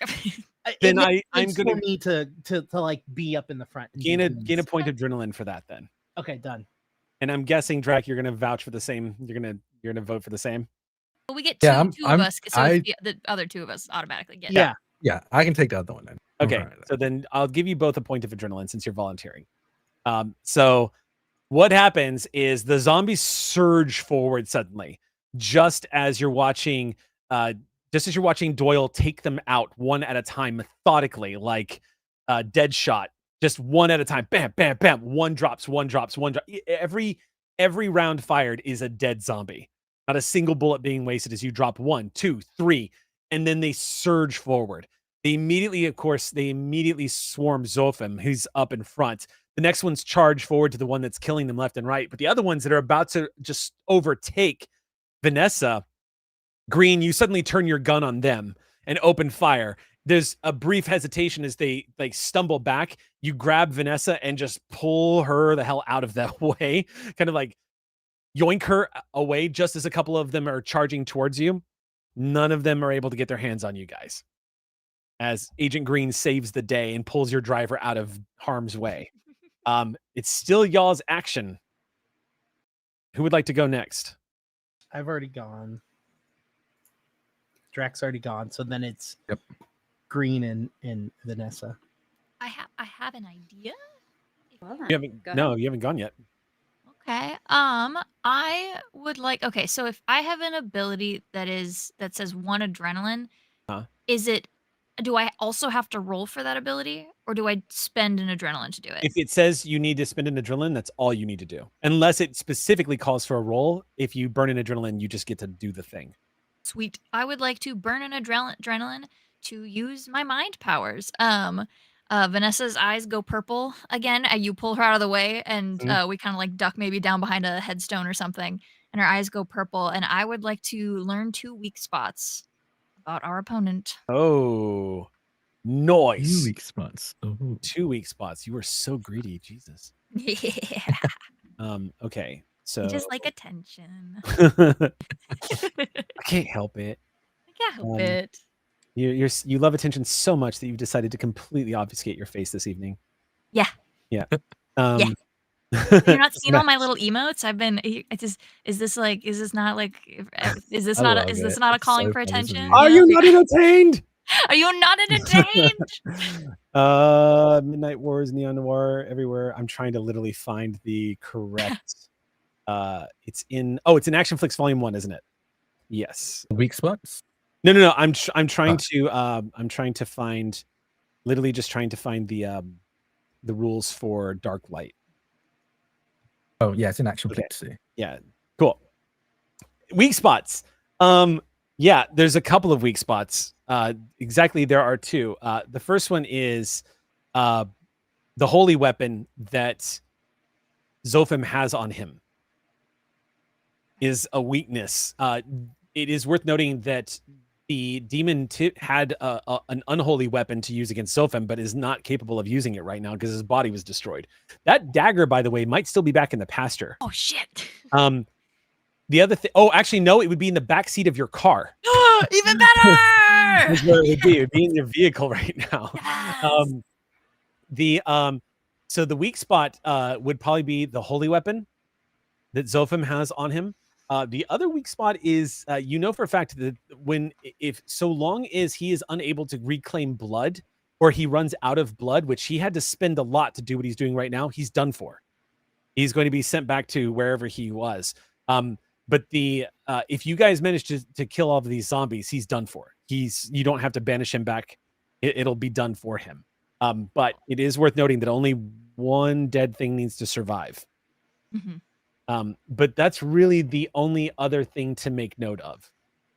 Cool. You can call in like weak spot. Weak spots can also be things like, hey, you notice that the tree does not look like it is particularly stable. Perhaps the rain has caused the tree to become overweighted. Maybe the workers have been meaning to get in here and cut it down, but you notice it's kind of leaning. Oh, maybe a good running kick to the side of that tree could send it over and crush a couple of zombies. Mm-hmm. Things like that. Yeah. Okay, so when as we're crouched down, Vanessa has this moment, and then she goes, "Agent, the blood. When it runs out of blood, that's the end. So if we get all these guys, and also the knife, which I think is in the back of my car. Don't know how that's a weak spot, but maybe we should beat up a weapon. You keep using your gun. I'll go get the knife, and I'm gonna duck away." Do you remember? Did y'all ever see Golden Child? No, I don't think so. It's just an Eddie Murphy moment when he's like, I want the knife. All I can think of. I want to know. Yes. Well, you use your quick action to basically dive into the back of the car, and sure enough, there is a wicked curved dagger that looks like it is multi-bladed. It looks triangular, almost Tibetan, where it seems to have like a blade and then a cross section of a blade. So it doesn't look like a typical single bladed knife. It looks like it's more of a stabbing implement than anything else. It it looks like it's made out of rusted copper, and it's covered in this sort of greenish rust all the way down to its hilt. The hilt itself seems to be what looks like a disgusting amalgam of maggots and insects, all carved, not actual, but all like intricately woven into the metalwork. The very, very bottom of that metalwork is it looks like two worms kind of swirling around what seems to be a small little red glowing orb. Ooh. Okay. The moment you pick that dagger up, Uh-oh. remember the horror rules that I said I was not going to be using tonight? You liar! Yeah. Well, the moment you pick the dagger up, don't worry, Sam. There's no actual horror game coming into play here, but there is Sam, the box popped up. Sam doesn't believe that. Just press X to doubt. Yeah. Sam. Yeah. The moment you pick that up, however, I need to just open this up because we are going to just break this out. This is in, I believe this one is actually in volume 1. Is that correct? Great Powers? No, that's superheroes. Rising Dragon, Star Raiders, Weirder Things. so many filed off serial numbers in this. Chad is Xing to doubt, by the way. Yeah. Doubt. Thank you, I chat. don't blame you. You're like, sure, one shot, Eric. I'm sure you're telling the truth. I'm sure you're telling the truth. I'm sure these two things are equally true. Right. Yeah. Okay. So, here it is. Yes. Okay. Oh.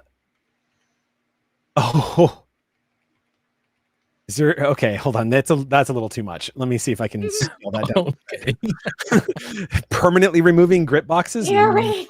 No, that's okay. Holy shit. It's pretty bad, but you know what I can do? I'm going to say this is even easier. This is another reason why I like the system so much. I can just give you a condition. Okay. So what we'll do is the moment you pick it up, your mind, your psychic mind, which is already sensitive to like psychic energies and being able to read thoughts and such, it touches the astral plane rather. Is the moment you pick up the dagger, a flood of whispers for a brief moment flood into your mind. You're pretty sure you hear screams, horrifying screams, begging for mercy, like the type that will haunt you. As for the briefest of seconds, you're sure that you just heard a little bit of what might be happening at this very moment in hell. You were going to gain the scared condition. Yeah, I was gonna say that. Probably that would make sense. So you and the way this translates in game is you now look scared. Oh. You just look terrified. You look like you've been scared. So what this is going to do is anytime you are making a check on a crime roll of any kind. So all of your crime awareness, dexterity, stealth, it's all -1. Okay. -1 die. But you pick it up and stare at it for a second. Thankfully, it dies away. But you stare for a moment as you get purple kind of comes back in her eyes a little bit, I think, and that like it's harder to clear away. Yeah. All the adrenaline and the fun that this has been for a second is not fun anymore. Yeah. And you are back. So you've got the knife now. And is that my turn? I think that's my turn because I used my action and that was my turn. All right. So who would like to go next? I believe I am the end of the order, and I have been requested, and indeed protocol demands that I fuck up their shit. What was that? That I fuck up their shit. Oh, yes. This is going to be, you've been fighting a supernatural demon. I have. And you've been busting out the moves, but this motherfucker has dodged your busting the moves ever since this fight began. And slipping out of the handcuffs was just, he's got something coming to him. Now he's in physical form, and there ain't no exploding into mosquitoes now. So you, the pool shark, see a bunch of pool balls in front of you, just ready. Go ahead and take your shot. All right. I'm I'm spending an auxiliary point. Roll a d20. See which of our Aux crew members 1. is going to amp you up. 1. Rogan 27. Thank you so much Thank you, Rogan. for that Aux Thank you, point. Rogan. The B.P.R.D thanks each and every one of you Aux crew members for your support. Go ahead and make your roll. You need 2 basic successes. I get a crit. Get a crit. Of course you do. Okay, so that's going to countermand their 2 basics. You're going to be able to amp up your Oh, damage. sorry, that's a crit and 2 basics. Oh, okay. I got a free reroll, so I was like, why not just spend the 1 remaining Holy thing? So shit. I did, and now it's 1 crit, 2 basics. 9, 2. Let's go. So here's what's happening. So first of all, that crosses their final checkpoint for being able to enact their zombie rules. So I'm going to immediately act on that. So I'm going to break the normal flow of combat before this resolves. And the zombies react. You know how you were hearing methodical gunfire before from Agent Doyle? It's not quite as methodical coming out of Green. Instead, the gunfire sounds more like Green is sweeping them, Rambo style, and just dropping them. Green goes full Walking Dead on these zombies. And y'all can just see the shells flying off, catching steam in the rain as one by one the military training comes in. And those zombies, sheets of rain just exploding with pounds of rotted flesh being blown off the bodies of the zombies. This is happening at the exact same moment, though, that the zombies react. Sam, well, let's have you do it. Go ahead and roll me a d6. 2. 2. Oh, disarm. The zombies grab onto the hero's weapons. All heroes who fail critical reaction rolls of nerves plus dexterity are going to lose the weapon they're holding. If the weapon has the slasher feat, the hero loses an amount of grit. Okay, so none of y'all do. All right. So everyone who's got a weapon, which is going to be our 2 gun wielders, go ahead and roll your nerves plus dex. Someone's moving the mic around her. I can hear a mic. And we need what on that? That would be me. Oh, yeah. It's a nerves plus dexterity, and you need a critical. Oh, well, I don't get that. Okay. Oh, you know what, Caitlin? You'll have to roll 2. I just realized you're holding a dagger. I'm in the car. I ran away. I ran away from the fight. Then I will give you a +1 to the die roll because that gives you kind of partial cover as they're trying to get into the vehicle. Oh, you know what? I should spend that 1 basic and reroll and just see if it Yeah, you could do that. helps. It doesn't. No. Okay. Oh. Oh, well. Okay, sorry, I missed what roll I'm making. If you say it. Do I have to You're tell you? rolling nerves plus dexterity. What? Nerves plus dexterity. It's a critical. Dexterity is. You want me to do like nerves cool? No, the roll calls for nerves plus dexterity. They're different. Mhm. Okay. The list of horror actions says that you have to roll a nerves plus dexterity or lose the weapon you're holding. Dexterity is in a different umbrella. Yeah, it doesn't matter. It doesn't matter. Oh, okay. Yeah. So does that mean I have a -1 to that one because dexterity is under crime, or is it Yeah, only if crime is one of the stats? If dexterity is under crime, it means that any crime, yes. So you lose it, you get a -1 because you're scared. Okay.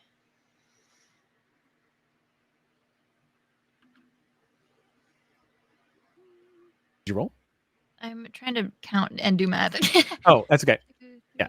Math is hard. Oh, you know what though? The scared is countermanded by the fact you're in the car with partial cover, so don't even Oh, count as a okay. penalty. Sweet. Yeah. No more math. Yeah. No more math. One One basic. basic success. Okay, so here's how this all unfolds.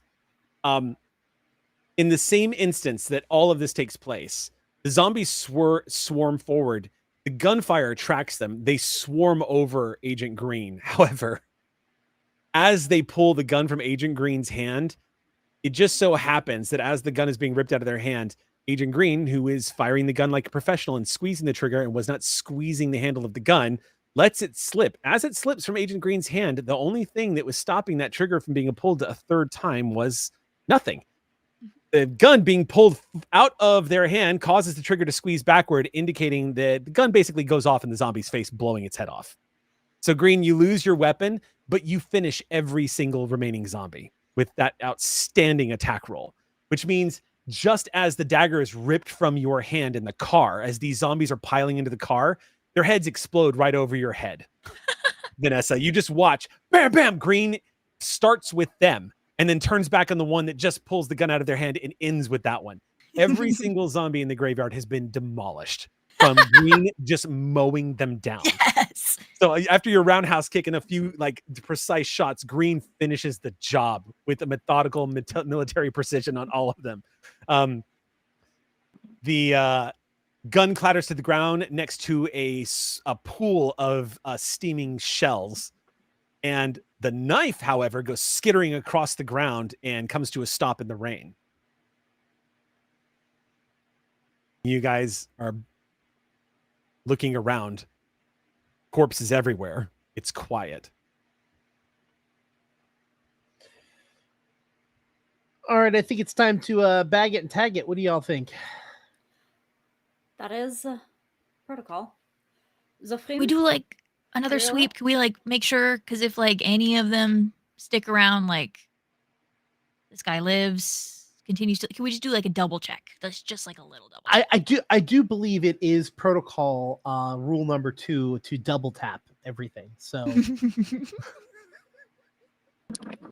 Yeah, I'll look around, see if I can sense any more of this.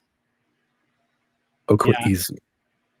You do a slow walk around the corpses and the desecrated graves of all the people that were buried here, and just kind of gazing down at each zombie-like figure.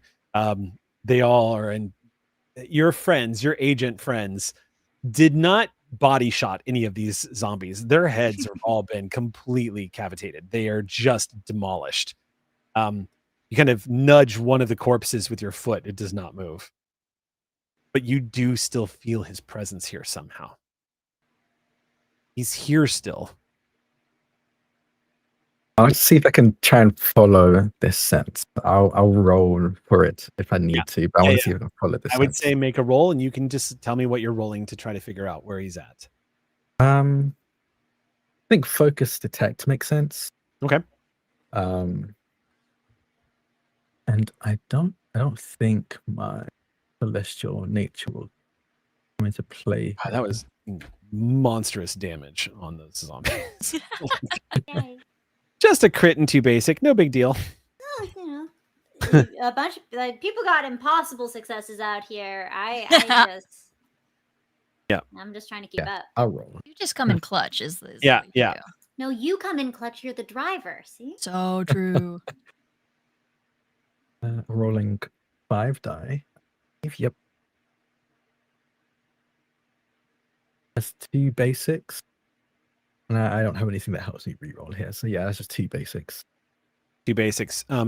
So you round the car and you can still, it's very faint, but you can still feel his presence here. You see his dagger laying on the ground.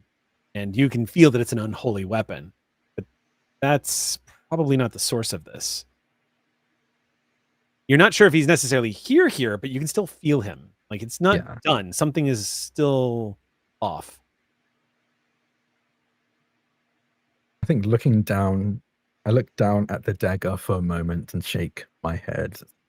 Feel energy coming off of it, but it's not the energy that's making my skin crawl. Yeah, you gaze down at it. It's a weapon you know has probably been used in many an instance to murder and cause pain.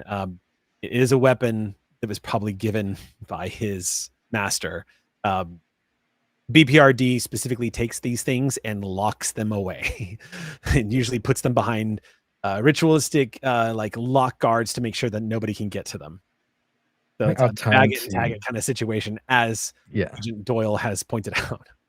I think I'll turn to Agent Green and just say, it's not great for me to touch this kind of weapon. Do you mind if you bag absolutely. and tag? Glove.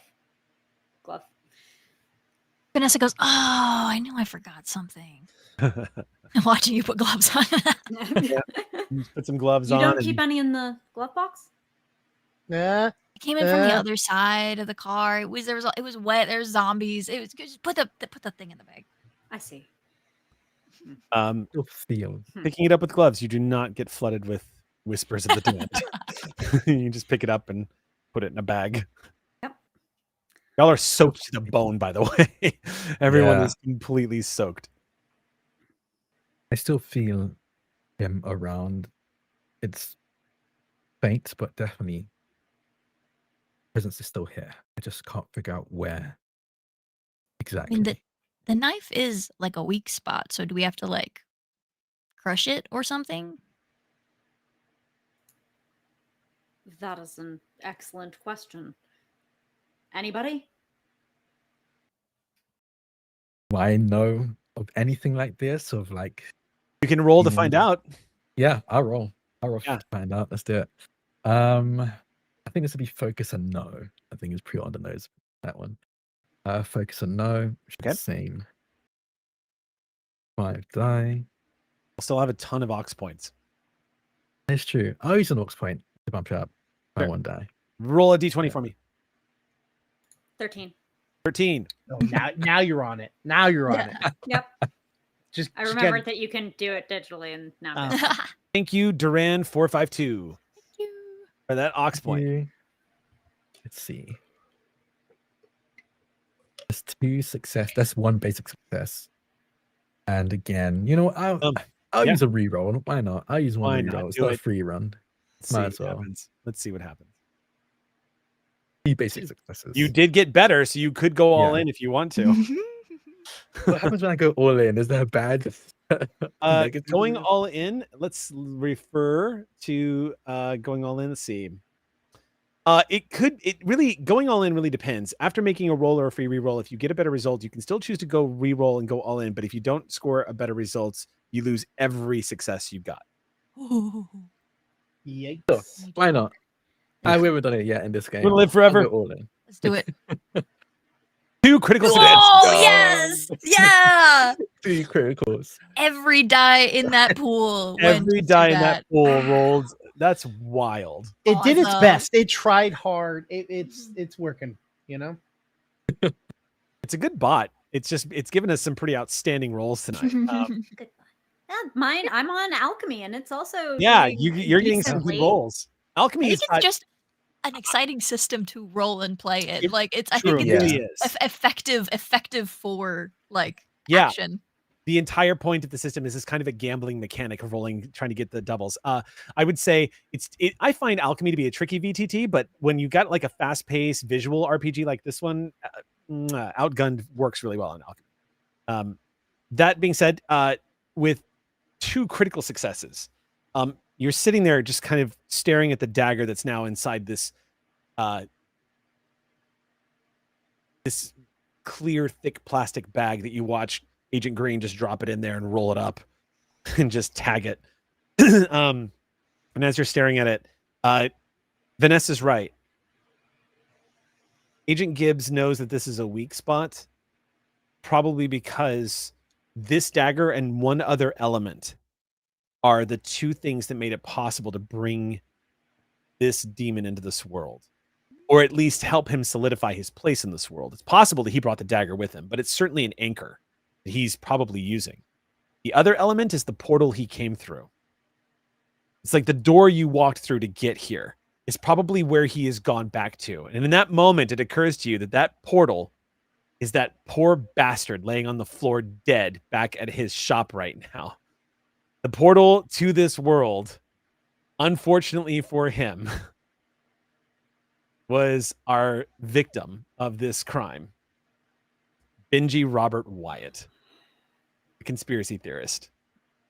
If he is indeed still here on this plane, he is probably in his weakest state and inhabiting the corpse of that.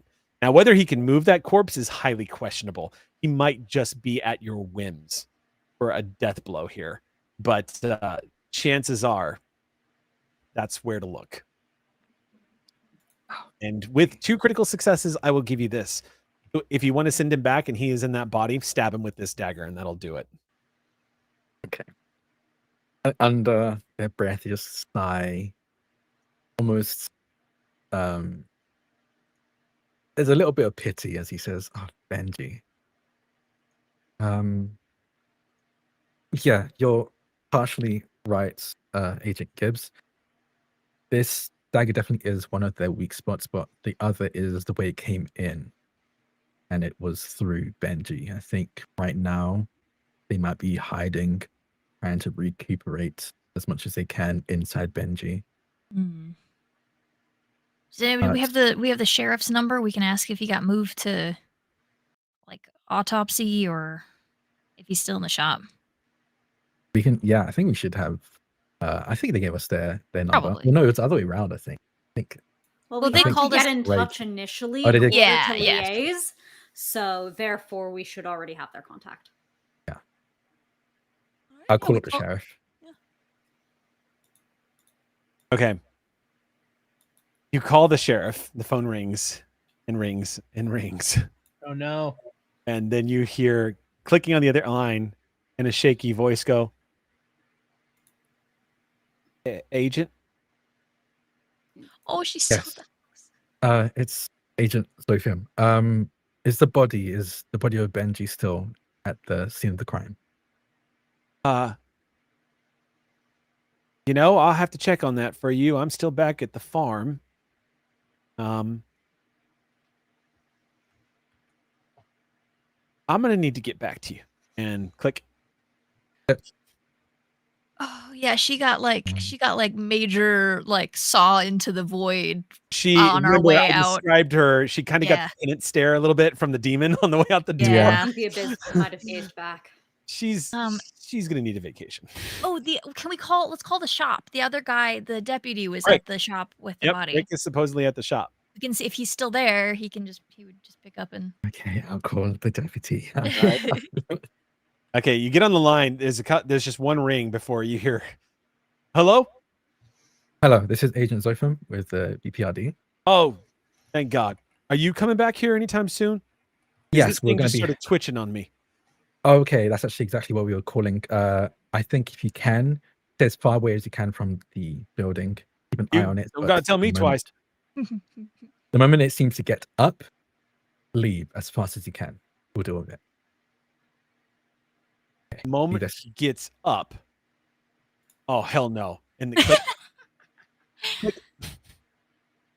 So is the body I- still there? Yes, apparently it started moving, twitching right now, but who knows how long it'll stay just a twitch. Oh no. And moving. All right, pile in. Let's go. Yes. Once it gets to Twitch, we have to be quiet. All right, you guys pile in to the back of your beaten up, shattered front vehicle. Oh, it's gonna be And, fun to drive home. As you're pulling out of the graveyard, there's a woman that's pulled over on the side of the road who looked like she was probably in the process of trying to get insurance information when she heard gunfire and is now just looking over Oh. the steering wheel as all of you just pull out and drive away. Do we have to log that? I think we do. Am I right, Oh. Agent Green? Meh. I just Me- take out a notebook and they start. By the taking book, notes. green by the book. Mhm. The drive over to the last file is not a long drive at all. Less than 5 minutes. You guys are pulling up in the parking lot of this ratty old store. The deputy is still here. He has pulled the car to the edge of the parking lot and is currently in his vehicle. The vehicle's completely fogged up, and you see him constantly wiping the front windshield to look out again. Cold rain. He does seem to have his gun drawn and his walkie-talkie out. And as you all pull up, he rather irresponsibly waves like this, as holding his Oh my God. 9mm, just to like acknowledge that y'all are pulling up. But he does not leave his car as you guys pull up and I mean- drive into. Ray was pointing at a book, pointing words at a book to me with a gun. I think I've seen a terrible. That was me. Brick looks like he Yeah, is right. absolutely terrified to get out of his vehicle. Fair. Okay, so if the other part about bringing him here, do we have to like stab the book and then stab poor Benji and then like break the knife? Do we gotta like triple whammy this? Like, what's the? It's just a knife. We just stabbed the knife into Benji. We sure about the book? I mean, that thing. We gotta book trace that back. We itself- gotta figure out Yes, we need who to trace it back. translated The book that itself to easily. isn't magical. Ray, But your phone yes. your cell phone begins to ring. I think Ray. Oh no, I thought Ray froze for a second. No, sorry. My phone rings. Yes. Agent Ray, is this Agent Ray Doyle? Yes, this is. Ah, good. This is Madeline with the B.P.R.D. I finally got a hit on the inquiry you sent up about 3 hours ago about a demon. Mm-hmm. So I don't know how far along you are in your investigation, but it would appear demon you're referencing is, according to this, a lieutenant of Beelzebub, which we have an extensive file on. Okul Izu is apparently an insect demon of some kind and wields it looks like he can at will can become a cloud of mosquitoes. It's quite disgusting. Does look like maybe the best way of killing him is just through brute force and then destroying the gateway that he entered this world through. Also, I do want to give you a heads up. Whenever the name Beelzebub happens to pop up in the field, it does flag to the top brass, and B.P.R.D. is currently sending in additional special agents to assist you all and to take an accounting of how things have gone. Yeah, all of the things you've told us, sadly, come a little too short. But I'm glad we're getting some backup. We are about ready to close that portal that he came through. Really? Brute force killed him, and we are now figuring out the portal portion. Wow. Well done, rookie. I'll make sure this gets up the ladder. You really want to press everybody. You've got about 6 minutes before backup arrives. All right. Well, I looked at I said, well, see you in 6, and I close the phone and I turn and go, hey, we got 5 minutes to cut this thing up. Understood. Okay. Get moving. All right. You guys step into the shop, and there he is, pathetic and rather helpless. You see, dragging himself towards looks like the bathroom, towards the back. You see the body of this emaciated, bloodless creature that's barely functioning, pulling himself slowly, and he stops and looks at you as you step in and goes, "Oh."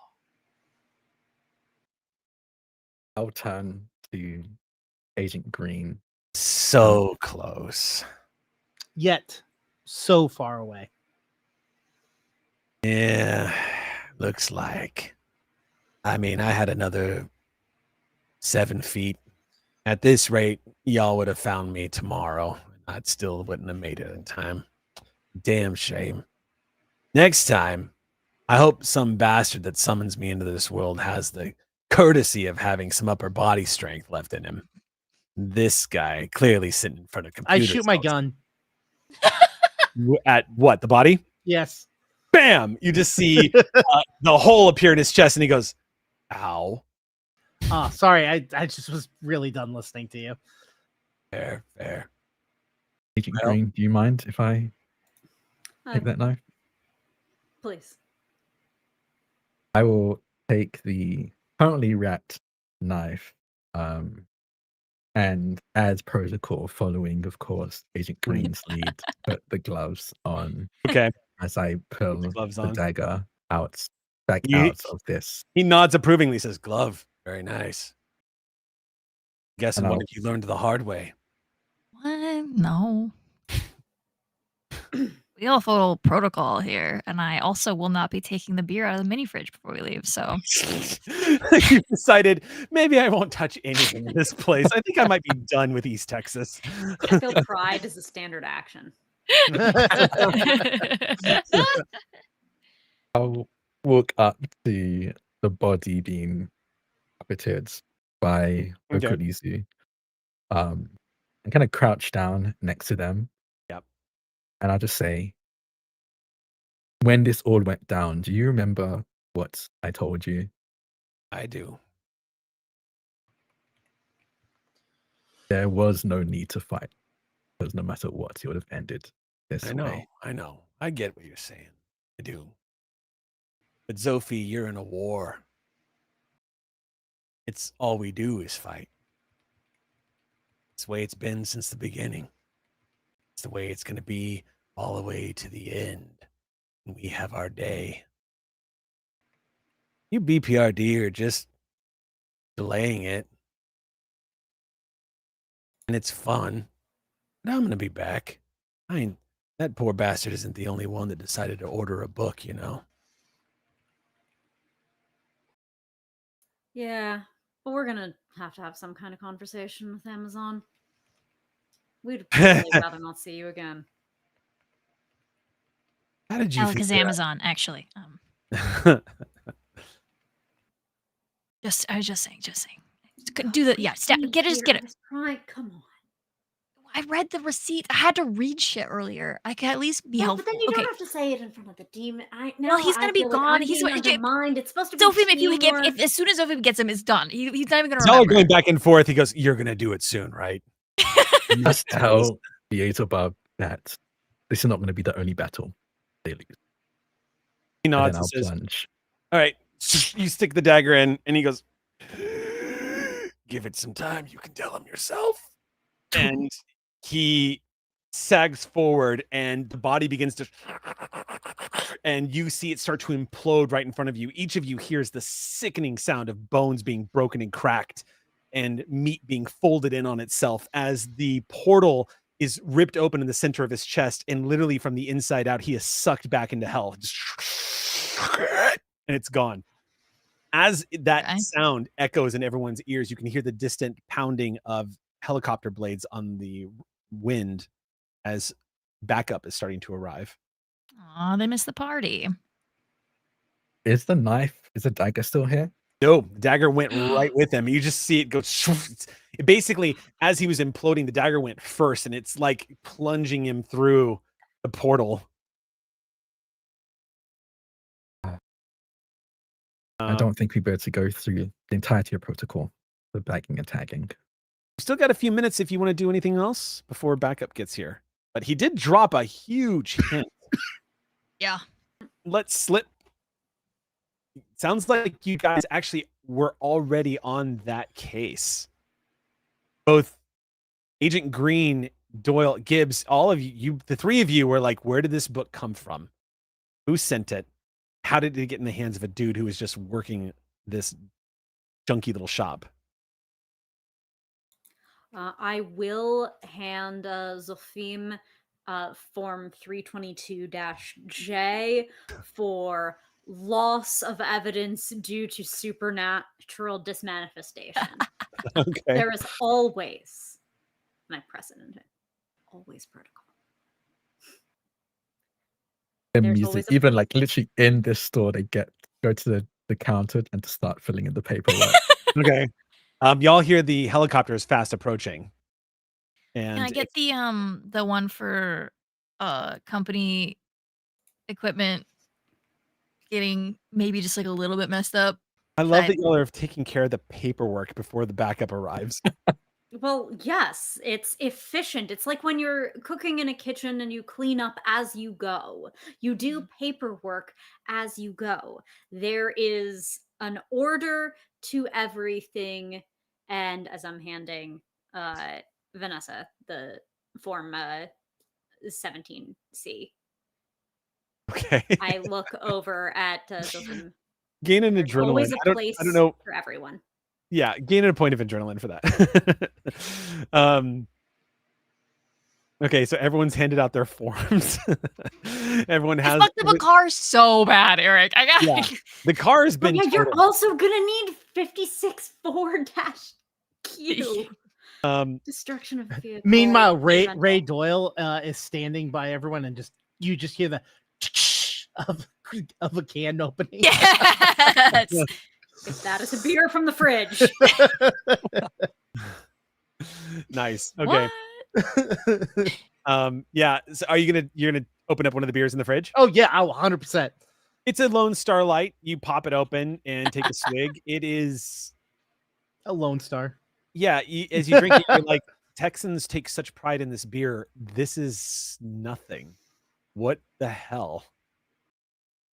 And let me just go on the record and saying, as a Texan, I can tell you, indeed, what the hell? Like, drink a Steiner Bock, for God's sake. Why are you drinking this swill? Anyway, take a swig out of it. Yeah, it'll take you about 4 of these if you're gonna feel a buzz. Yeah, no, I'm just avoiding paperwork. That's fair. Yep. That's totally Sooner fair. or later, it will come for you, and now it will come with 26p. Look, I'll Drinking evidence. Yeah, Unauthorized appropriation of non-target property, as opposed to 26q. Anyway. Nice. Okay. All right. So as y'all are doing this, a slick looking black helicopter, which when I say slick, it's the paint job that makes it look slick. But each of you can see that the B.P.R.D takes whatever budget they can get. The B.P.R.D, by the way, is an independent organization, does not answer to a government.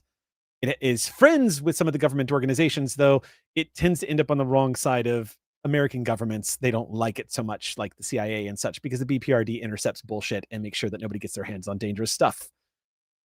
And that's been an issue, but they're well funded. Not so well that they haven't just repurposed a Huey from like the Vietnam War and basically slicked it up and make it look kind of stealthy. But as it's approaching, you guys can hear it from miles away. Not a quiet helicopter. As it touches down, though, the rotor blades begin to slow down a bit as you see 2 individuals step off, as well as somebody getting out of the passenger seat. The first individual you see stepping out is, you've already met him. You already know who he is. It is a gentleman who is roughly close to about 7 feet tall, very lanky, noticeably fishy. Has fish gills on the side of his face, a very slick, beautiful, like bluish greenish face with colorations all over it. You know him as Abe Sapien. He is currently one of the top agents in the B.P.R.D. He steps out wearing a tight t-shirt and no shoes on, military style pants, and looks like a couple of belts, like a cross-hatch belt across his waist. We are, of course, basing this off the comic book version of Abe Sapien. So he steps out, not wearing any gadgets or gizmos on his face. It's also raining, so he's nice and hydrated. But stepping off next to him is Hellboy. You see him step off of the helicopter. In fact, the helicopter goes like, see like some of the weight come off of the struts as he steps off next to him. They're clearly in the middle of a conversation as they step off together. This will be the first time you guys have seen Hellboy, because Hellboy is not a member of the B.P.R.D anymore. He's kind of gone indie. And there's a story about this that you were all very aware of. Hellboy a while ago quit in protest because he didn't like how one of the new enhanced agents was being treated. He had an issue. Specifically, there was an agent named Roger who the B.P.R.D said he can be an agent, but we're going to plant a bomb inside of him in case he gets out of control, and you have to detonate him if he turns against us, since he killed one of our agents when he was first discovered. Hellboy didn't like that and quit. It is not a company secret, particularly because Hellboy's made sure that everybody knows about it. The leadership of the B.P.R.D has changed since that time, though, and there's been whispers that he might be coming back.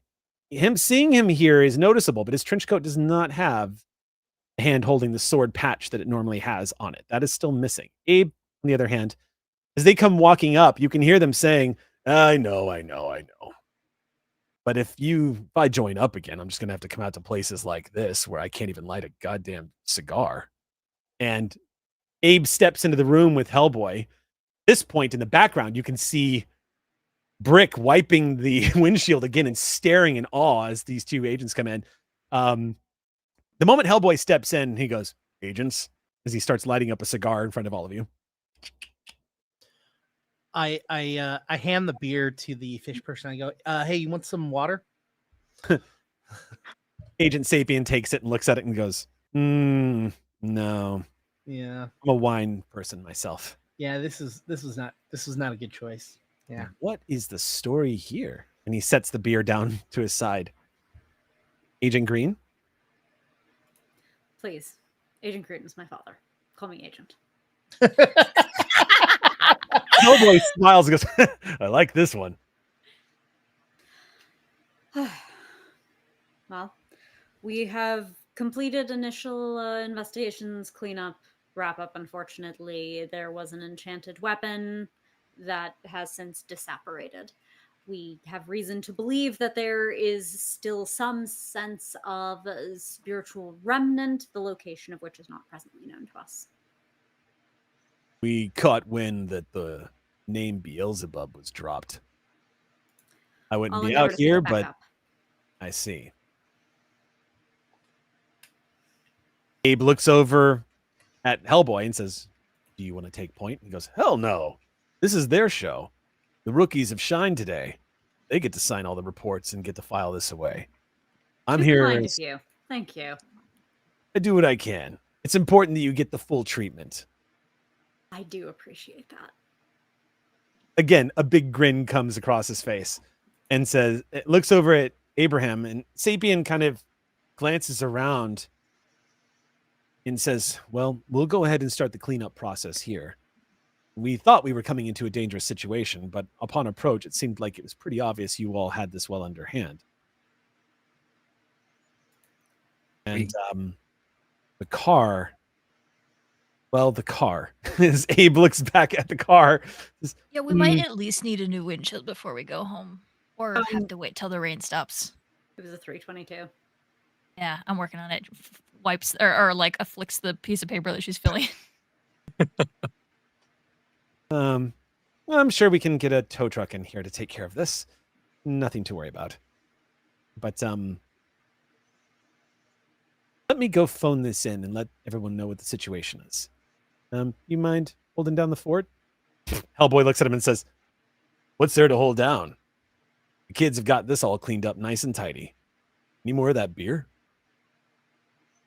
Yeah. I hand him the remaining 5 from the 6-pack I grabbed. He just looks at it and goes, "Oh, Lone Star." Yeah, that's why I stopped drinking it. I pull out 5 more replicates of 17. So, cut to back at home base at the Bureau. Y'all are in the company cafeteria. Now, the Bureau for Paranormal Research and Defense is actually quite the headquarters. And it fields not only research laboratories and weapons testing, but it also has a vault underneath it where they store everything that needs to be protected. It has quarters for every agent so that you all have the option to live here in this rather large manner. A lot of the supernatural agents are encouraged to live here, especially if you are learning how to use your powers. However, unless they deem you a possible risk, which a few agents have been, quote unquote, Liz Sherman is a perfect example of a pyrokinetic who really could not be just allowed to walk the streets openly because she tended to accidentally fry people if she did. However, you do have the option, Vanessa, if you want to live here. Otherwise, you were just requested to be nearby so that you could attend your training. But I'll let you decide if you have cool cars here. They do have cool cars here, yes. And she lives here. Okay. Yes, they have a very nice garage. It's not quite James Bond, but it's not James Bond. Mostly the B.P.R.D spends a lot of its budget making sure that they can get their agents where they need to go. And if they need vehicles, mostly you guys are given a lot of free reign to commandeer them when you need them. But up on the wall, you see an old black and white photo in the cafeteria. The food here is quite good. As you're all kind of gathering around the table, because your debrief is coming up, you're sitting near a wall of black and white photographs that you can see dating back all the way to the mid 1940s. And in fact, you see the iconic photo of a bunch of American soldiers in World War II, taken just days after Berlin was taken. This picture was taken on site where a demonic ritual was interrupted. And you see a host of American soldiers that look like everyday Joes that are just kind of like helmets kind of hanging off to the side, smiling. At the front of the picture is an old, kindly looking man, professor type, circular glasses and kind of like puffed back white hair. He looks like his eyebrows are slightly raised, like he is, looks like he has almost a hopeful look on his face. And then right in front of him, standing at a hall of 2 feet tall, is a tiny little baby Hellboy. The little demon creature with a giant red arm. And that kind of sits over you guys as you're sitting there at the table picking your food. It's the first time y'all have managed to get back together. We'll say that the assignment ended 2 days ago. So debriefing is today. So you've had time to come home, get showered, get rested, get a full night's sleep, get some food in you. And the debrief is in about 15 minutes. You all sitting here at the table. Zophim is kind of like poking and prodding at their food at the moment. Just deep in thought. I think they have been for a while since the end of this mission.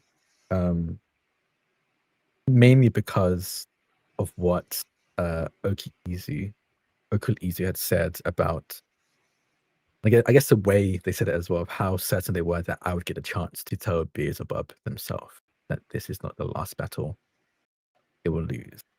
Yeah. That's a little bit unnerving, I think, for Zophim. This implication that either I'll run across Beelzebub, or worse, Beelzebub will take a special interest in me. It's been on my mind for the past couple of days. I kind of push around the food on my plate. You see a fork come across the table onto your plate and go, "Are you eating that right there?" And then I just stab into it and pull away before I even get an answer. No, it's fine. I wasn't. Seemed like you're deep in thought there, buddy. You nervous about the debriefing or something? No, it's just a debriefing. There's nothing really to be nervous about there. I have fairly good memories. I can give them exactly what we experienced and learned more or less verbatim. And what's going on? Well, it was our first real mission. Done smaller ones, but now we've come across something related to Beelzebub, and that's worrying.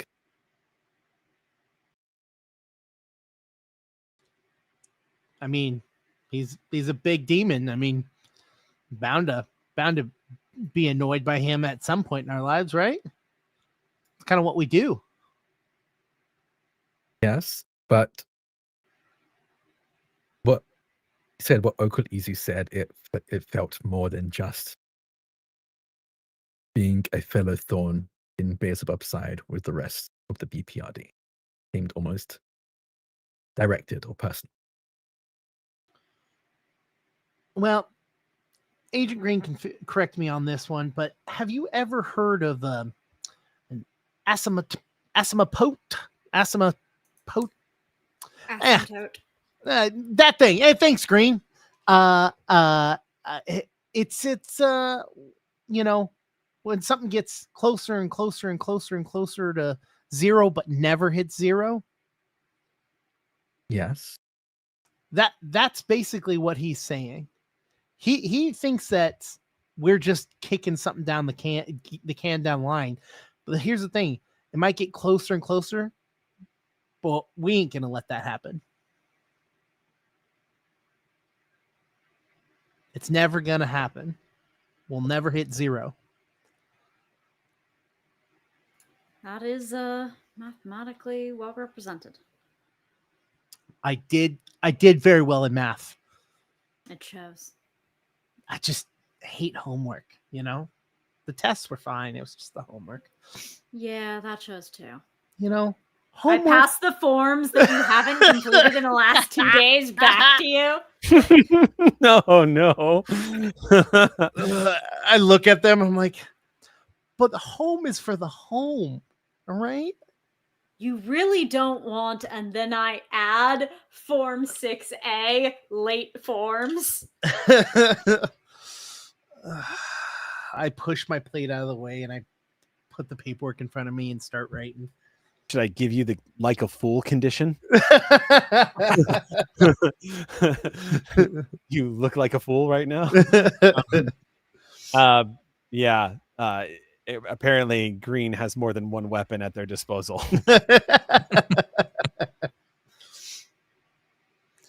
But really, don't let something like that get to you. especially on the road when we fight things.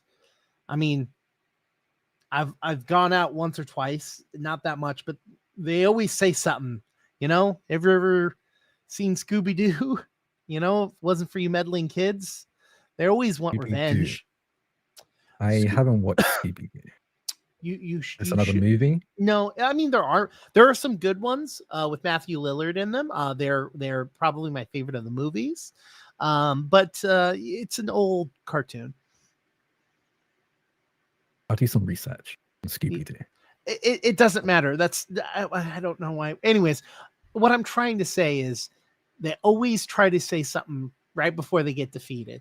They always wanna dig at you. They always want to get underneath your skin. And if you let them get underneath your skin, they will. It's your job to not let them. Before firing a gun, before swinging that damn mace of yours, first thing you got to do is you got to make sure you don't let them get to you, because that's how they weaken you. And I don't care what the paperwork says. I know Agent Green agrees with me. That I do. Thank you.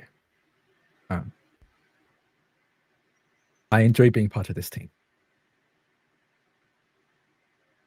Yeah, Who me else is too. gonna ride on the back of my car and shoot stuff in the pouring rain and looking cool as hell with the wings that give him character, you know? Like, I would like, if possible, Agent Green and Agent Doyle, if you could give me shooting lessons. I realized though it looked cool, I missed all of my shots while I was on the back of your. I mean, that was difficult. Actually, can I ask you, thinking about it more and more, do any of you know why he stopped his motorcycle? takes a long sip of my soda. It's been bugging me. I've been thinking about it, and he just stopped. We were shooting, and he kept going. I mean, the bike was still good enough to. Very threatening. I think it was because you were threatening. I don't know. Just something didn't feel right there. That's something I'm gonna have to figure out. As a detective, I don't like to leave things in a mystery. Anyways, that's at least a problem I'm gonna be thinking about. Unconsciously, he's looking at Vanessa, but not like looking in Vanessa's direction, but not actually like looking at her, just like. Mm-hmm. A Big slurp. a middle-aged woman with deep red hair and angled glasses, like small, like almost slits of glasses, basically just resting on her nose, steps into the room. You know her as Agent Pauline Raskin. She is a senior B.P.R.D agent, former field agent, and now basically looks over new recruits. She steps into the auditorium, into the cafeteria, and nods to a few people as she approaches your table, and she says, "How's everyone feeling? Everyone doing all right?" Mm-hmm. Good. We're ready for you now. Interim director will be talking to you. Wonderful. Farewell. Follow me. I leave the paperwork on the table. You left your paperwork. Raskin just stares at you from over the glasses. I turn around and walk back and grab it, and there you go. Love my employer. Right this way. Yes, ma'am. Y'all are led down the hallway. It's one of those carpeted hallways that has a level of quiet to it that's not disconcerting, but just kind of feels like a library. Wooden paneled walls on both sides. You kind of wind down to a ramp where there is a pair of large lacquered wooden doors. She opens it up. Inside is the director's office of the B.P.R.D. This place is something of a small library unto itself. It is a beautiful lacquered wooden office with old globes, old artifacts that are kind of just left out, and old like trophies from victories that the B.P.R.D. has won. You see black and white photos of agents from across the ages that have worked for the B.P.R.D since its establishment that have literally saved the world multiple times, and maybe people will never know their names. Of course, Hellboy is in almost every single picture since he was literally the first. But as you all step into the room, you see across the desk is a woman you all know to be Autumn Thornfield. She is the current interim director of the B.P.R.D. It is said that she is going to be eventually made the full acting director. She has what I think would be described as a very expensive, very slick looking chair that she uses for mobility. This thing is probably equipped with more than just your standard issue stuff. I mean, she is an acting B.P.R.D agent as well. But she's also dressed in the accoutrement of what would look like an agent who still does field work quite often. She doesn't look like she's dressed in the typical professional attire. She looks like if she needs to be on the tarmac in 5 for a combat drop, she's ready to go. And it's known that the director of the B.P.R.D is not supposed to be doing that, but it's one of the things that's probably held her back from taking the role completely. But what you all know as agents is that she commands the love and respect of all of the agents here for going to bat for everyone. And as you all enter the room, a big smile crosses her face, and she goes, "There's our heroes of the hour. Come on in and take a seat." As the doors close behind the door, you smell the cigar smoke. And she glances up at the large demon that's just standing behind the door, and she goes, "Hellboy, can you please put that out in my office?" And he just goes, "Sorry." Yeah. Snuffs it out. Closes a lid over the top of it. And she says, "I hope you don't mind, but I have obviously had our former star agent be here for this debriefing, considering his, how do you want to put it? Let's just call him an acquaintance and leave it at that. Acquaintance, Beelzebub. For some background, Hellboy, one of our agents here, specifically Agent Zophim, is a... I know. We can... We see each other. Yes. See each other. Not like we're dating. I'm just saying we see each other. I mean, don't get me wrong, you're a handsome Zophim, but you know. That would be another form. Well, anyway, now that that's done with, we've been looking over your report. And I've been conferring with some of my other agents. And it would appear that all signs point to the fact that you guys have stumbled upon quite the conspiracy. You're the first agents to uncover this, but we've also been getting reports in the past 24 hours that other incidents have been happening, similar to the one you all experienced. Though I will say that no one's had the pleasure of meeting a demon as high-ranking as Okul Izu. And you did a fine job stopping him from acquiring any more blood, because if he was able to take true form, that town would have been forfeit. And it would have been an ugly fight. So well done. I am recommending that each of you be given full agent status. And further, I'm forming you all, since you worked so well together, as a task force. And I'm putting you as the tip of the spear to uncover this conspiracy. That is, if you'll accept. And I think one of you already has. Very proudly. Yeah, I'm still in. absolutely. Good, good. As you know, the B.P.R.D has been a little thin on agents. So we want to be as efficient as possible where we can be. And going by the pair isn't quite as efficient as it used to be.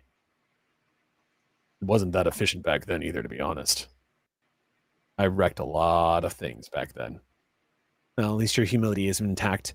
But if nothing else, the rest of you, truly well done. And I'd like to officially welcome you as field agents to the B.P.R.D.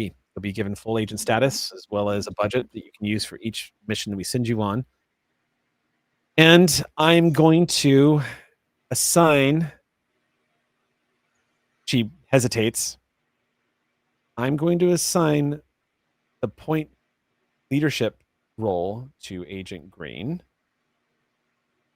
because of your efficiency and your ability to file reports, which is a rare ability in our agency, believe it or not.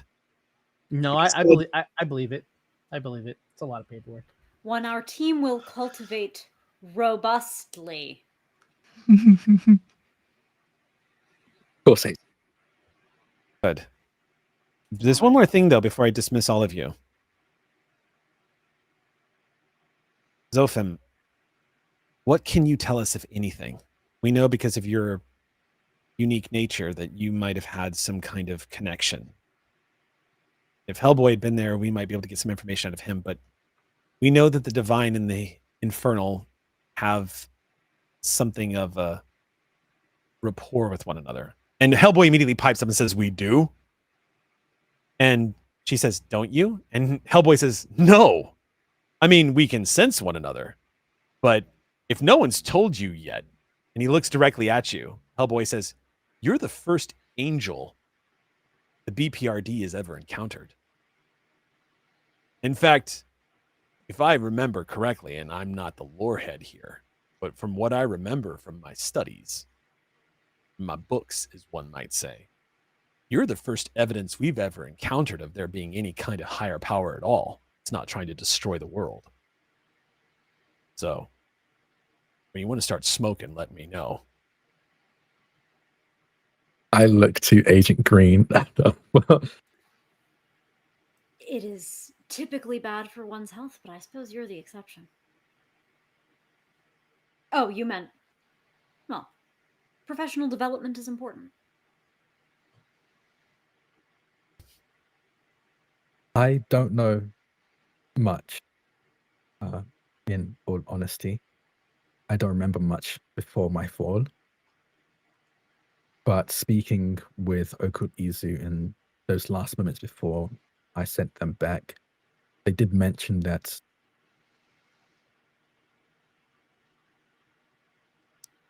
I wasn't sure if it was just them getting under my skin, but the mention of Beelzebub, of me being able to speak with them directly at some point, seemed more than just an empty threat. Seemed more like a promise. Silence.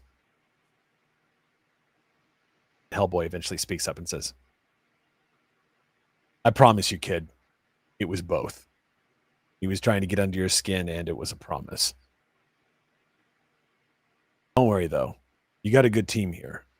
And, well, you got a good director now, too, I guess. I'm not a director. You're going to be director. Huh. That's very bold of you to say, but that is not yet decided. But I'll do what I can and give you guys the support you need. And yes, Agent Gibbs, I will be giving you a specialized vehicle. However, it's important for you to know that these vehicles do not grow on trees. Then it would be a treacle. Okay, I hit a demon with my car, but like, And I we do applaud think it that. was necessary. I agree. I'm not getting on you. I'm just letting you know. I filled out the Don't go forms, and I did express that I don't think I took any unnecessary risks. I'm not getting on you. She's getting on you, kid. It's her way. But don't worry. It'll be fine. I like to drive the cars because I like the cars. Trust me when I say it broke my heart. I won't be doing it on purpose. I like to drive the cars. I promise. I believe you. Good. Thank you. Just Sorry. be continue. aware that every time you wreck one, it's going to be harder for us to get a hold of a new one. We're not made of money, and they don't grow on trees, is what I'm trying to tell you. I see. Okay. Thank you. So just be, aware of that. Steal cars. That's what I always did when I needed one. Can I learn how to do that? I can teach you. She raises her hands and goes, can we not go there right now, please? But Yes, you're allowed to come into your vehicles if you need to, but it's not.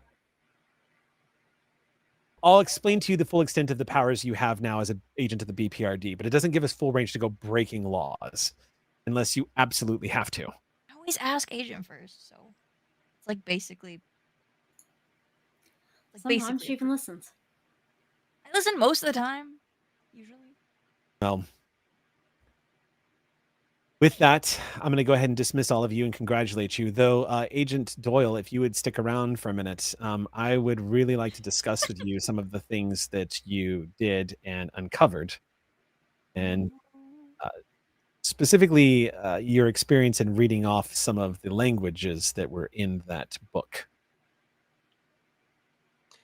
I am an agent, and my time is yours. So why not? Good. She taps on her desk and says, "Well done, agents. Get some rest, take a little time off, but report back here in 3 days. I'm going to have a new assignment for you. There's something, Aye. there's something happening in Brazil, Hmm. and we think it might be connected." Okay. Awesome. As we're like walking out, Vanessa kind of like under her breath at Hellboy goes, "Do you like work here now still? Like back here? Can I like I get don't- He shrugs and goes, "I don't know. Maybe. I don't know." okay?" Because like if and when you do, if I would like love. I've never learned how to hotwire a car, and I feel like it would like expand my skill set. Hellboy like a- glances over his shoulder and he says, "Meet me in the garage tonight. It's 11 p.m. Don't let Oh. anybody see you." All right. Sick. Okay. As of him, She slinks away. Okay. meet me on the shooting range in 10. Go to Agent Green. Thank you. Yeah. And as the wooden doors close behind each of you, the director turns to you and she says, "Now then, we need to talk about the demonic corruption that you don't seem to be aware you've contracted since reading the book." And that's where we are going to end tonight's game. Yes. Yes. Crazy. Thank you all so much for joining Oh. us for this two-shot Halloween adventure of the B.P.R.D. Maybe one day we'll revisit our agents again. These guys but- were fun. Oh, yes, Yeah. that was fun. fun. Yeah, you guys got a secret agents. Speaking of secret agents, real quick shout out. If you guys are not aware, Black Cats Gaming has a Kickstarter that's wrapping up in just a couple of days, and they're just shy of their goal. Now, as a quick reminder, this is Spy Game, which is the RPG I wrote for and puts Sam's Chair Phoenix into as a special badass device that you can actually use in the game. Let's It's go. really cool. Yeah, it's really, really cool. Check it out. The GM's kit has come out. It's going to be an awesome addition to the lineup, and also fucking support trans creators, guys, because that's where it's at. I'm just saying. So go check it out. Spy Game is up over on Kickstarter right now. Just a big shout out. I did write for them, so I do have a vested interest. I'm letting you all know. With that, though, we're going to conclude tonight. Jake, thank you so much for not only letting us use your channel Yes. as usual for the past 5 years, but thanks for teaching for us again. Hey, you let me kill zombies, I so did, Yes. Y'all done killed some zombies. And thank you, Ox Crew, for joining us again. Catch us next Monday night as we begin the final story arc for the Last Excelsior. Until then, 6:30. 6:30. 6:30. Different time. Thank you, That's thank you, yeah. Caitlin. Different time 6:30 start. p.m. We will put out the word on social, let everybody know. But until then, hailing frequencies are closed.